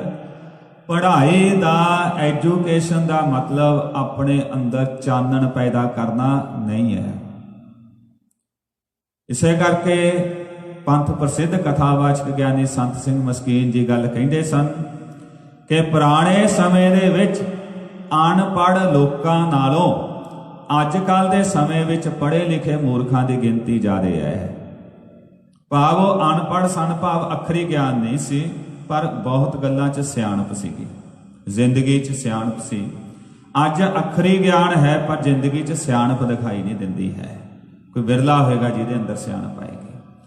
तो ये गल अखरी ज्ञान का होना, ये जदों आपां एक बहुत वड्डा विषय मैं संखेप च गल रख रहा। शुरू च जदों अखर बने ने, मिस्र के राजे का जिक्र आउंदा भी उत्थे कोई बंदा आया, उन्हें दस्सिया कि मैं एक खोज की है। वो खोज की है भी जिहड़ा भी कुछ तुसीं बोलोगे मैं संभाल सकदा। उहदे लई उन्हें एक चिन्ह बना लिया। अखर की ने? चिन्ह। लिपि की है? चिन्ह ने। वो भी उन्हां चिन्हां चों साउंड्स नूं, आवाज़ां नूं संभाल लिया जांदा। वो चिन्ह कोई ना कोई मन लिया जांदा, लिख लिया जांदा है, ते उन्हां दे जरिए बाद विच वो चिन्हां तो साउंड्स जिहड़ियां उन्हां नाल जोड़ियां होईयां सी, वो पढ़ के बंदा जदों दसदा, वो कहंदा हाँ यही गल तां मैं कही सी, तूं संभाल लई। मिस्र के राजे नूं जदों ये गल कही भी मैं एक इदां दी खोज कीती है, मिस्र के राजे ने कुछ एक गल्लां बोलियां, उहने वो लिपि च लिख दित्तियां ते बाद विच ओह एज इट इज सुना दित्तियां। राजा बड़ा प्रभावित होया, पर नाल ये कहण लग्या भी तेरी खोज बहुत वधिया है, पर मैं समझदा भी तेरी खोज दे नाल मेरे लोकां दा दिमाग ते अकल घट जाएगी। वो कहंदा घटेगी किद्दां, इहदे नाल तां वधेगी। वो कहंदा भी वधेगी तां ठीक है, तेरे मुताबिक वधेगी, क्योंकि तू उन्हां गल्लां नूं, उन्हां जो हो रहीआं गल्लां बातां ने लिख के रख लवेगा, किताबां दे विच तां वध जाएगी, पर लोकां दी अपनी यादाश्त विचों चीज़ां खत्म हो जाणगीआं। हुण जिहड़ियां गल्लां नूं इह अपने मन विच याद रखदे ने, बाद च इन्हां ने कहना भी चल लिख तां दित्ती, संभाल तां दित्ती, भी हुण याद रखण दी की लोड़ है, दिमाग चों स्लिप कर जाणगीआं चीज़ां, चलियां जाणगीआं। तो इदां एक जिक्र इह आया। पर जदों जिस वेले गुरु साहब का ज़हूर होया, संसार ते प्रगट हुए ने, उस वेले तक ग्रंथ, पोथियां, किताबां, हथ लिखत लिखण दा आम रिवाज प्रचलित हो चुकिया सी। तां गुरु साहब सच्चे पातशाह जी नूं पुछया गया इस दे संबंध च की विचार है, तां गुरु साहब जी ने फिर लिखण नूं पहल दित्ती। गुरु साहब जी ने लिखण नूं पहल दित्ती तां जो महापुरुषां दे, रब दे प्यारिआं दे, विद्वानां दे तजर्बे नूं लिख के एज इट इज संभालिया जा सके, आउण वालियां पीढ़ियां उस तो लाहा लै सकण। ते सतगुरु जी का बाणी च फरमान आउंदा है, लिखे बाझों सुरत नाही, बोल बोल गवाईए। लिखण तो बगैर गल नहीं बनेगी, बोलन दे नाल तो चीज़ गवाई जा सकती है। सामने वाले दे दिमाग च बैठे ना बैठे, जां किन्नी क समझ आवे किन्नी ना आवे। तो गुरु साहब ने लिखण नूं पहल दित्ती ते आप लिखिया, ते जिहड़ा लिखिया उहनूं शब्द बाणी कहा, ते उस शब्द ते बाणी नूं ही, उस ज्ञान नूं ही गुरु साहब जी ने अपने सिखां दा गुरु स्थापन किया। तुहानूं इहदे नाल तुहाडा भला होवेगा, ते उहदे विच कुछ भी बदलण दी आग्या किसे नूं नहीं है। ते इह इसे नूं ही धर्म दे विच किते ना किते पूजा तां कीती जाएगी। कोई भी ऐसी चीज़ नहीं है, कोई तां ऐसा धर्म नहीं भी जिथे जाके किते कोई सिर ना झुकाउंदा होवे, किसी चीज़ च आस्था ना होवे। हुण गुरु साहब अगे भी ये सवाल पैदा हो गया भी सिख कित्थे मत्था टेकिया करनगे, कित्थे सिर झुकाउणगे, क्योंकि आपने तो निर्गुण की पूजा की गल की है, परमात्मा के नाम जपण की।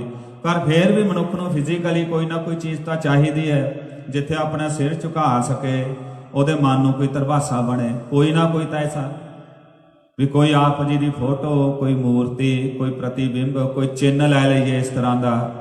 तो गुरु साहब ने कहा भी नहीं, इन्हां चीज़ां च तो असीं कढ रहे हैं संसार नूं, ਫਿਰ ਮਹਾਰਾਜ ਕਿੱਥੇ ਸਿਰ ਝੁਕਾਇਆ ਜਾਵੇਗਾ?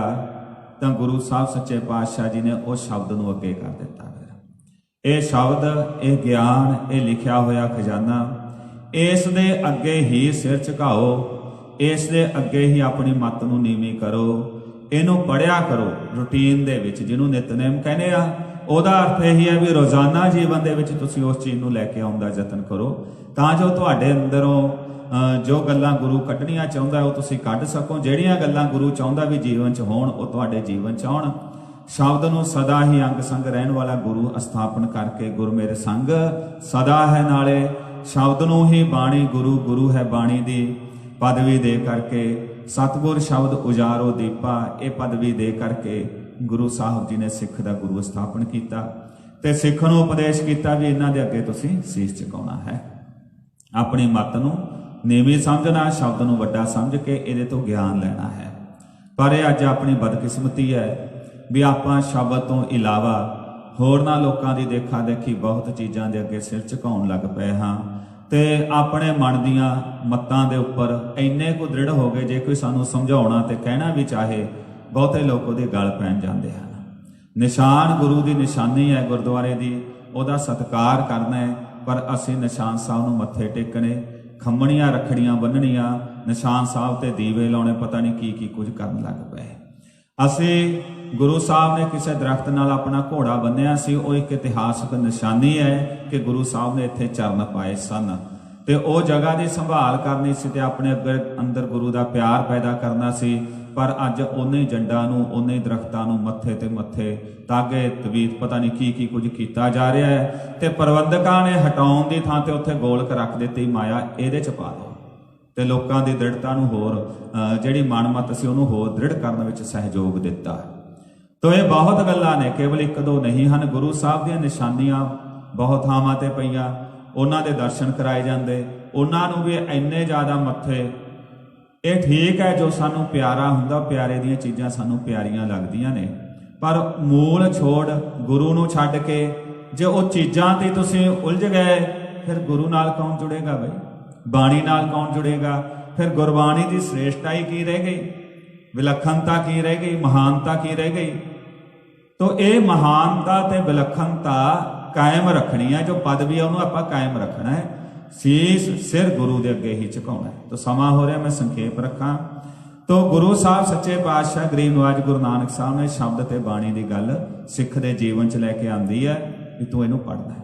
ਬ੍ਰਹਮਦਾਸ ਨੂੰ ਕਿਹਾ, ਬ੍ਰਹਮਦਾਸ ਜੇ ਤਾਂ ਸਾਰਾ ਕੁਝ ਪੜ੍ਹ ਕੇ ਤੇਰੇ ਅੰਦਰ ਗਿਆਨ ਪੈਦਾ ਹੋਇਆ ਤਾਂ ਸਫਲ ਹੈ, ਜੇ ਸਾਰਾ ਕੁਝ ਪੜ੍ਹ ਕੇ ਤੇਰੇ ਅੰਦਰ ਹੰਕਾਰ ਪੈਦਾ ਹੋਇਆ ਹੈ ਤਾਂ ਤੂੰ ਹੰਕਾਰ ਦੇ ਗੱਡੇ ਭਰੇ ਹੋਏ ਨੇ ਗ੍ਰੰਥਾਂ ਤੇ ਪੋਥੀਆਂ ਦੇ ਦੀ। ਉਹਦੀ ਸੁਰਤ ਨੂੰ ਹਿਲਾਉਣਿਆ ਗੁਰੂ ਸਾਹਿਬ ਨੇ ਤੇ ਅਖੀਰ ਉਹਨੂੰ ਪਤਾ ਲੱਗਿਆ ਕਿ ਵਾਕਈ ਮੈਂ ਇੰਨੇ ਗ੍ਰੰਥ, ਇੰਨੇ ਸ਼ਾਸਤਰਾਰਥ ਕਰਕੇ ਹੰਕਾਰ ਹੀ ਚੁੱਕਿਆ। ਜੇ ਹੰਕਾਰ ਚੁੱਕਿਆ, ਦੁਨੀਆ ਦੇ ਬੰਦੇ ਨੇ ਦੁਨੀਆ ਦੇ ਪਦਾਰਥਾਂ ਦਾ ਹੰਕਾਰ ਚੁੱਕਿਆ, ਮੈਂ ਗ੍ਰੰਥਾਂ ਦਾ ਚੱਕ ਲਿਆ, ਕੀ ਫਰਕ ਰਿਹਾ? ਬਿਮਾਰੀ ਤੇ ਉਹੀ ਹੈ, ਕਿਸੇ ਨੂੰ ਕਿਤੋਂ ਲੱਗੀ ਹੈ, ਕਿਸੇ ਨੂੰ ਕਿਤੋਂ ਲੱਗੀ ਹੈ। ਫਿਰ ਮਹਾਰਾਜ ਦੇ ਅੱਗੇ ਹੱਥ ਜੁੜ ਗਏ। ਫਿਰ ਗੁਰੂ ਸਾਹਿਬ ਨੇ ਇਹਨੂੰ ਸਮਝਾਇਆ, ਤੂੰ ਅਸਲ ਗੱਲ ਸਮਝ ਭਾਈ ਕਿ ਮਨੁੱਖ ਨੇ ਜੀਵਨ 'ਚ ਆ ਕੇ ਕਿਹੜੀ ਚੀਜ਼ ਪ੍ਰਾਪਤ ਕਰਨੀ ਹੈ। ਤੋ ਇੱਥੇ ਇਸੇ ਰੂਪ ਦੇ ਵਿੱਚ ਆਪਾਂ ਇਹ ਸ਼ਬਦ ਦੇ ਦਰਸ਼ਨ ਕਰਦੇ ਹਾਂ। ਮਹਾਰਾਜ ਜੀ ਨੇ ਬਹੁਤ ਚੀਜ਼ਾਂ ਦੱਸੀਆਂ ਵੀ ਜੇ ਉਹਦੇ 'ਚੋਂ ਤੱਤ ਨਹੀਂ ਲੈਂਦੇ ਫਿਰ ਜਿੰਨਾ ਮਰਜ਼ੀ ਪੜ੍ਹ ਲਓ।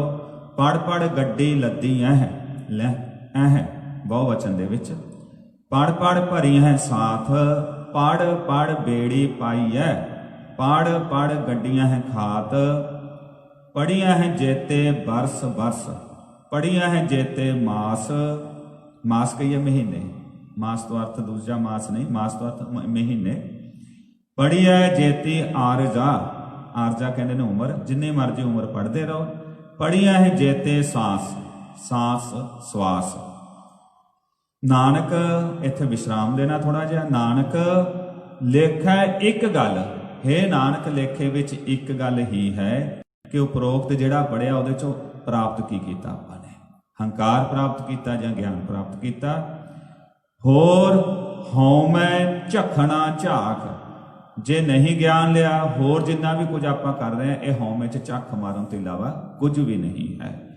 ਦੂਸਰੇ ਸ਼ਲੋਕ ਵਿੱਚ ਵੀ ਹੁਣ ਗੁਰੂ ਸਾਹਿਬ ਜੀ ਤਰ੍ਹਾਂ ਤਰ੍ਹਾਂ ਦੇ ਕਰਮ ਕਾਂਡਾਂ ਦਾ ਜ਼ਿਕਰ ਕਰ ਰਹੇ ਹਨ। ਹਾਂਜੀ ਭਾਈ ਸਾਹਿਬ। ਲਿਖ ਪੜਿਆ ਤੇਤਾ ਕੜਿਆ, ਬਹੁ ਤੀਰਥ ਭਵਿਆ ਤੇਤੋ ਲਵਿਆ।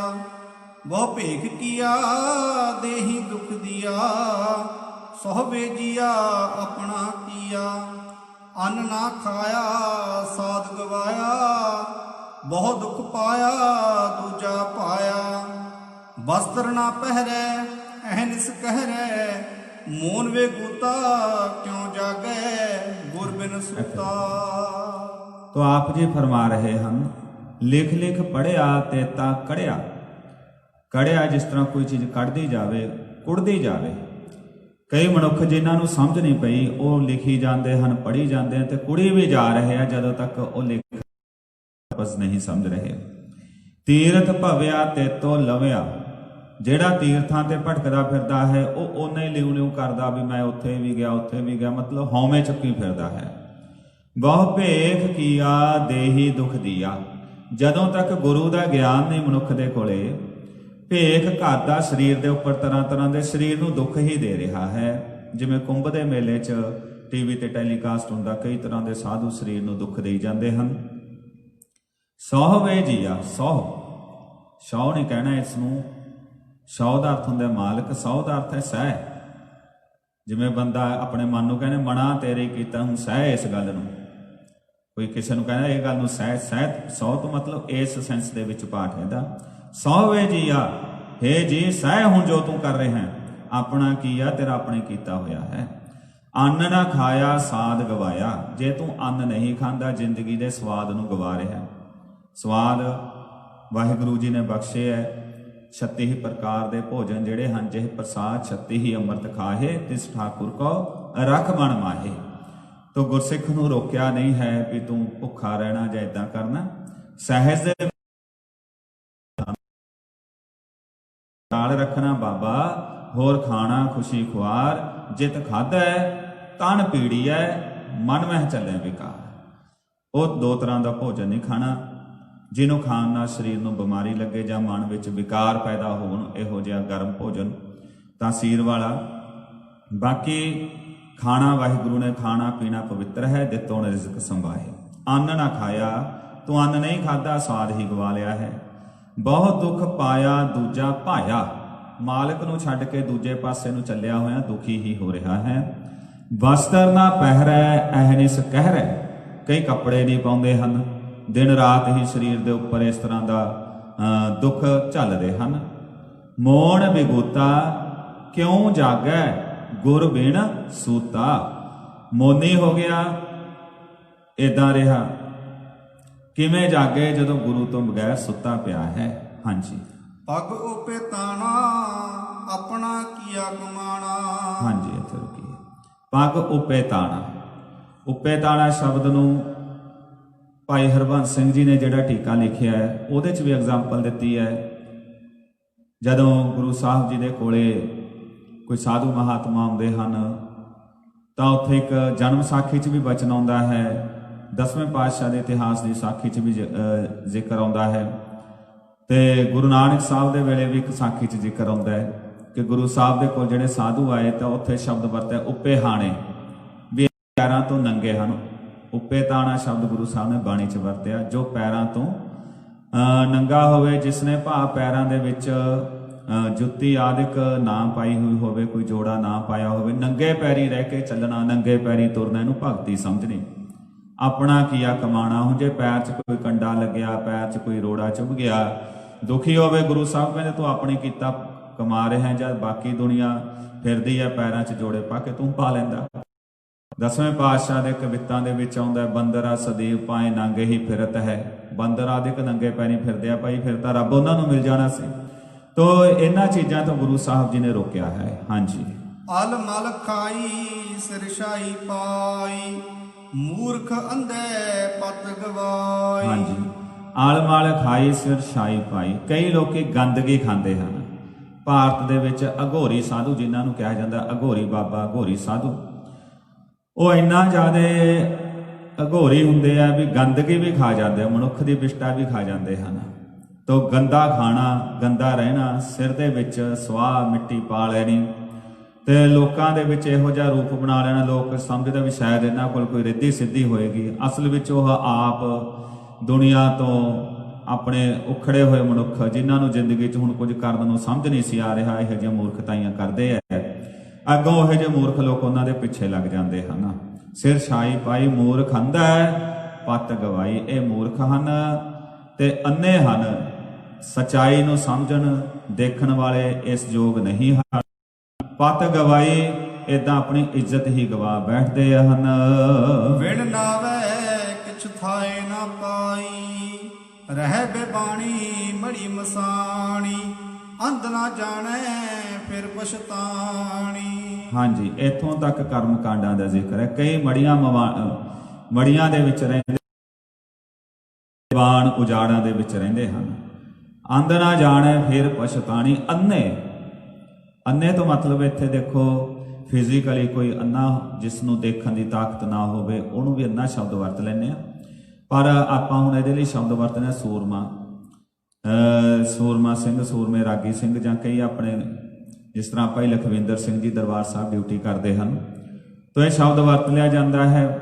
ਜਿਹੜਾ ਫਿਜ਼ੀਕਲੀ ਦੇਖੋ ਰੱਬ ਵੱਲੋਂ ਜਾਂ ਕੁਦਰਤ ਵੱਲੋਂ ਜਿਸ ਤਰ੍ਹਾਂ ਸਰੀਰ ਦੀ ਰਚਨਾ ਬਣੀ, ਸਰੀਰ ਦੇ ਕਿਸੇ ਇੱਕ ਅੰਗ 'ਚ ਕਮੀ ਰਹਿ ਜਾਣੀ, ਇੱਕ ਵੱਖਰੀ ਗੱਲ ਹੈ। ਭਾਈ ਗੁਰਮੇਜ ਸਿੰਘ ਜੀ, ਹੁਣ ਉਹਨਾਂ ਨੂੰ ਵੀ ਨੇਤਰਾਂ ਦੀ ਦੇਖਣ ਦੀ ਤਾਕਤ ਨਹੀਂ ਸੀ, ਪਰ ਧੰਨ ਹੈ ਗੁਰੂ ਕਾ ਸਿੱਖ ਜਿਹੜੇ ਨੇਤਰਹੀਨ, ਬਰੇਲ ਲਿਪੀ ਹੁੰਦੀ ਆ ਉਹਨਾਂ ਦੀ, ਉਹ ਬਿੰਦੀਆਂ ਡਾਊਟਸ ਹੁੰਦੀਆਂ, ਉਹਨਾਂ ਦੇ ਉੱਪਰ ਉਂਗਲੀ ਫੇਰ ਕੇ ਉਹ ਪੜ੍ਹਦੇ ਆ, ਲਿਖਦੇ ਆ।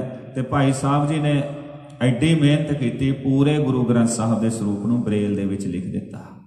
ਭਾਵ ਜਿਹੜਾ ਮਨੁੱਖ ਅੱਖਾਂ ਤੋਂ ਦੇਖ ਨਹੀਂ ਸਕਦਾ, ਉਹ ਬਰੇਲ ਲਿਪੀ ਪੜ੍ਹ ਸਕਦਾ। ਉਹ ਆਪਣੇ ਹੱਥ ਲਗਾ ਕੇ ਉਂਗਲਾਂ ਦੇ ਪੋਟਿਆਂ ਨਾਲ ਪੂਰੇ ਗੁਰੂ ਗ੍ਰੰਥ ਸਾਹਿਬ ਦਾ ਪਾਠ ਕਰ ਸਕਦਾ ਹੈ। ਹੁਣ ਉਹਨਾਂ ਨੂੰ ਅੰਨੇ ਕਿਵੇਂ ਕਹੀਏ? ਅੰਨੇ ਤਾਂ ਉਹ ਨੇ ਜਿਨ੍ਹਾਂ ਦੇ ਸਾਹਮਣੇ ਗੁਰੂ ਗ੍ਰੰਥ ਸਾਹਿਬ ਪ੍ਰਤੱਖ ਬਿਰਾਜਮਾਨ ਹੈ ਤੇ ਕਦੇ ਇੱਕ ਅੰਗ ਦਾ ਪਾਠ ਕਰਕੇ ਨਾ ਦੇਖਿਆ ਹੋਵੇਗਾ। ਤੋ ਇਹ ਹੈ ਕੇਵਲ ਫਿਜ਼ੀਕਲੀ ਨਹੀਂ, ਆਪਾਂ ਕਹਾਂਗੇ ਇੱਥੇ ਹੈ ਜਿਹੜਾ ਮਾਨਸਿਕ ਤੌਰ ਤੇ ਜਾਂ ਆਤਮਿਕ ਤੌਰ ਤੇ ਜਾਂ ਸੁਰਤ ਦੇ ਤੌਰ ਤੇ ਅਜੇ ਜਾਗਿਆ ਨਹੀਂ, ਦੇਖ ਨਹੀਂ ਰਿਹਾ ਸੱਚ ਨੂੰ, ਉਹਦੇ ਲਈ ਇਹ ਸ਼ਬਦ ਹੈ। ਤੋ ਉਹ ਇਹੋ ਜਿਹਾ ਜਿਹੜਾ ਮਨੁੱਖ ਹੈ ਅੰਧ, ਉਹ ਹੈ ਅਸਲ ਵਿੱਚ ਅੰਨਾ। ਅੰਨੇ ਇਹ ਨਾ ਆਖੀਏ, ਅੰਨੇ ਉਹਨਾਂ ਨੂੰ ਨਹੀਂ ਕਿਹਾ ਜਿਨ ਮੁਖ ਲੋਇਣ ਨਾਹੇ, ਜਿਨ੍ਹਾਂ ਦੇ ਚਿਹਰੇ ਤੇ ਅੱਖਾਂ ਜਾਂ ਦੇਖਣ ਦੀ ਤਾਕਤ ਨਹੀਂ। ਅੰਧੇ ਸਈ ਨਾਨਕਾ ਜੇ ਖਸਮਹੁ ਭੁੱਥੇ ਜਾਏ, ਜਿਨ੍ਹਾਂ ਨੇ ਉਹਨੂੰ ਵਿਸਾਰ ਦਿੱਤਾ, ਅਸਲ ਵਿੱਚ ਅੰਨੇ ਉਹ ਹਨ। ਤੋ ਇੱਥੋਂ ਤੱਕ ਕਰਮ ਕਾਂਡਾਂ ਦਾ ਜ਼ਿਕਰ ਕਰਕੇ ਹੁਣ ਅੱਗੇ ਗੁਰੂ ਸਾਹਿਬ ਜੀ ਦੱਸ ਰਹੇ ਹਨ ਵੀ ਰਾਹ ਕਿਹਨਾਂ ਨੂੰ ਮਿਲਦਾ ਹੈ, ਕਿਹਨਾਂ ਨੂੰ ਅਸਲ ਰਸਤਾ ਮਿਲਦਾ ਹੈ। ਆਪ ਜੀ ਹੁਣ ਸਮਝਾ ਰਹੇ ਹਨ। ਸਤਿਗੁਰ ਭੇਟੇ ਸੋ ਸੁਖ ਪਾਏ, ਹਰ ਕਾ ਨਾਮ ਮਨ ਵਸਾਏ, ਨਾਨਕ ਨਦਰ ਕਰੇ ਸੋ ਪਾਏ, ਆਸ ਅੰਦੇਸੇ ਤੇ ਨਹੀਂ ਕੇਵਲ, ਹਉਮੈ ਸ਼ਬਦ ਜਲਾਏ। ਗੁਰੂ ਮਿਲ ਜਾਏ ਉਹ ਜੀਵ ਨੂੰ ਅਸਲ ਵਿੱਚ ਸੁੱਖ ਮਿਲਦਾ ਹੈ। ਉਹ ਰੱਬ ਦੇ ਨਾਮ ਦਾ ਆਨੰਦ ਵੀ ਮਾਣ ਜਾਂਦਾ ਹੈ, ਸਤ ਸੰਗਤ ਦਾ ਆਨੰਦ ਵੀ ਮਾਣ ਜਾਂਦਾ ਹੈ, ਸੇਵਾ ਦਾ ਆਨੰਦ ਵੀ ਮਾਣ ਜਾਂਦਾ ਹੈ, ਤੇ ਪਰਿਵਾਰ ਦੇ ਵਿੱਚ ਰਹਿ ਕੇ ਜੋ ਘਰ ਦੇ ਵਿੱਚ ਬੱਚੇ ਦਾ ਜਨਮ ਹੋਣਾ ਕਿੰਨੀ ਖੁਸ਼ੀ, ਉਹ ਆਨੰਦ ਵੀ ਮਾਣਦਾ ਹੈ। ਬੱਚੇ ਬੱਚੀਆਂ ਦੇ ਵਿਆਹ ਕਰਨੇ, ਮਾਂ-ਬਾਪ ਦਾ ਕਿੰਨਾ ਚਾਅ, ਸਿਹਰੇ ਲੱਗ ਕੇ ਕੋਈ ਮਾਂ ਪਾਣੀ ਵਾਰ ਕੇ ਪੀਂਦੀ ਆ, ਕੋਈ ਪਿਤਾ ਆਪਣੇ ਬੇਟੇ ਨੂੰ ਬਰਾਤ ਚੜਾਉਂਦਾ, ਕਿੰਨਾ ਚਾਅ, ਕਿੰਨੀਆਂ ਖੁਸ਼ੀਆਂ। ਤੇ ਦੁਨੀਆ ਦੇ ਵਿੱਚ ਕੋਈ ਹੋਰ ਸਮਾਗਮ ਹੋਵੇ, ਮਿਲਦੇ ਗਿਲਦੇ, ਦੁਨੀਆ ਦੇ ਰਸ ਵੀ, ਜਿਨ੍ਹਾਂ ਨੂੰ ਗੁਰੂ ਮਿਲ ਗਿਆ ਉਹਦਾ ਲੋਕ ਵੀ ਸੁਖੀ, ਪਰਲੋਕ ਵੀ ਸੁਹੇਲਾ। ਜੋ ਗੁਰੂ ਨਾਨਕ ਦੇ ਸਿੱਖਾਂ ਦਾ ਜੀਵਨ ਗੁਰੂ ਨੇ ਬਖਸ਼ਿਆ। ਹਰ ਕਾ ਨਾਮ ਮਨ ਵਸਾਏ, ਦੁਨੀਆ ਦੀਆਂ ਖੁਸ਼ੀਆਂ ਨੂੰ ਵੀ ਮਾਣਦਾ, ਮਨ ਵਿੱਚ ਨਾਮ ਨੂੰ ਵੀ ਵਸਾ ਕੇ ਰੱਖਦਾ ਹੈ। ਨਾਨਕ, ਇੱਥੇ ਵਿਸ਼ਰਾਮ ਦੇਣਾ ਆਪਾਂ ਨੇ, ਨਾਨਕ ਨਾਦਰ ਕਰੇ ਸੋ ਪਾਏ, ਜਿਹਦੇ ਉਹਦੀ ਮਿਹਰ ਹੁੰਦੀ ਆ ਉਹਨਾਂ ਨੂੰ ਇਹ ਰਸਤਾ ਮਿਲਦਾ ਹੈ।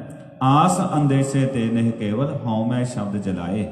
ਦੁਨੀਆ ਦੀਆਂ ਝੂਠੀਆਂ ਆਸਾਂ ਦੇ ਵੱਲੋਂ ਨਿਰਲੇਪ ਰਹਿੰਦੇ ਹੋਏ ਹਉਮੈ ਨੂੰ ਦੂਰ ਕਰਕੇ ਗੁਰੂ ਕਾ ਸਿੱਖ ਸਤਿਗੁਰੂ ਦੇ ਮਿਲਾਪ ਦੇ ਜਰੀਏ ਜਿਹੜਾ ਇਹ ਪਵਿੱਤਰ ਜੀਵਨ ਮਿਲਦਾ ਹੈ, ਉਹਦੇ ਆਨੰਦ ਨੂੰ ਮਾਣਦਾ ਹੈ। ਪੌੜੀ ਭਗਤ ਤੇਰੇ ਮਨ ਭਾਵਦੇ, ਦਰ ਸੋਹਣ ਕੀਰਤ ਗਾਵਦੇ, ਨਾਨਕ ਕਰਮਾ ਬਾਹਰੇ, ਦਰ ਢੋ ਨਾ ਲਹਿਣੀ ਧਾਮਦੇ, ਇੱਕ ਮੂਲ ਨਾ ਬੁਝਨੇ ਆਪਣਾ, ਅਣਹੁੰਦਾ ਆਪ ਗਣਾਏ ਦੇ, ਹਉ ਢਾਡੀ ਕਾ ਨੀਚ ਜਾਤ, ਹੋਰ ਉੱਤਮ ਜਾਤ ਸਦਾਏ ਦੇ, ਤਿਨ ਮੰਗਾ ਜੇ ਤੁਝੇ ਤੇ ਆਏ ਦੇ, ਤਿਨ ਮੰਗਾ ਜੇ ਤੁਝੇ ਧਿਆਏ ਦੇ। ਤੋ ਇਹ 9 ਨੰਬਰ ਪੌੜੀ ਹੈ ਜਿਸ ਦੇ ਵਿੱਚ ਗੁਰੂ ਸਾਹਿਬ ਦੱਸਦੇ ਹਨ, ਭਗਤ ਤੇਰਾ ਮਨ ਭਾਉਂਦੇ।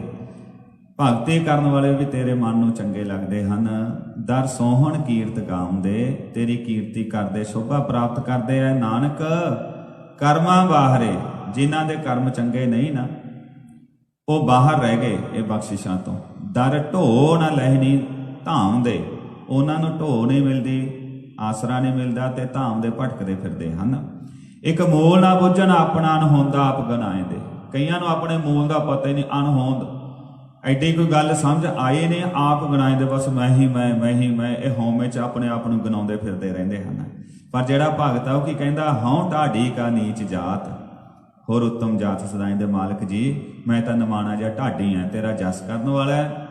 ਬਾਕੀ ਠੀਕ ਆਪੋ ਆਪਣੀ ਥਾਂ ਜਿਹੜੇ ਲੱਗੇ ਹੋਏ ਹਨ। ਮੇਰੀ ਤਾਂ ਇੱਕੋ ਹੀ ਅਰਦਾਸ ਹੈ, ਤਿਨ ਮੰਗਾ ਜੇ ਤੁਝੇ ਧਿਆਏਂਦੇ। ਮੈਂ ਉਹਨਾਂ ਦੀ ਸੰਗਤ ਮੰਗਦਾ ਜਿਹੜੇ ਤੈਨੂੰ ਸਿਮਰਦੇ ਆ, ਧਿਆਉਂਦੇ ਹਨ। ਤੋ ਜੋ ਅਰਦਾਸ 'ਚ ਆਪਾਂ ਰੋਜ਼ਾਨਾ ਕਹਿੰਦੇ ਆ, ਸਹੀ ਪਿਆਰੇ ਮੇਲ ਜਿਨ੍ਹਾਂ ਮਿਲਿਆ ਤੇਰਾ ਨਾਮ ਚੇਤਾ ਆਵੇ, ਉਹਨਾਂ ਦੀ ਮੈਂ ਸੰਗਤ ਮੰਗਦਾ। ਤੋ ਇੱਥੇ ਆ ਕੇ 9 ਨੰਬਰ ਪੌੜੀ ਦੀ ਸੰਪੂਰਨਤਾ ਹੈ।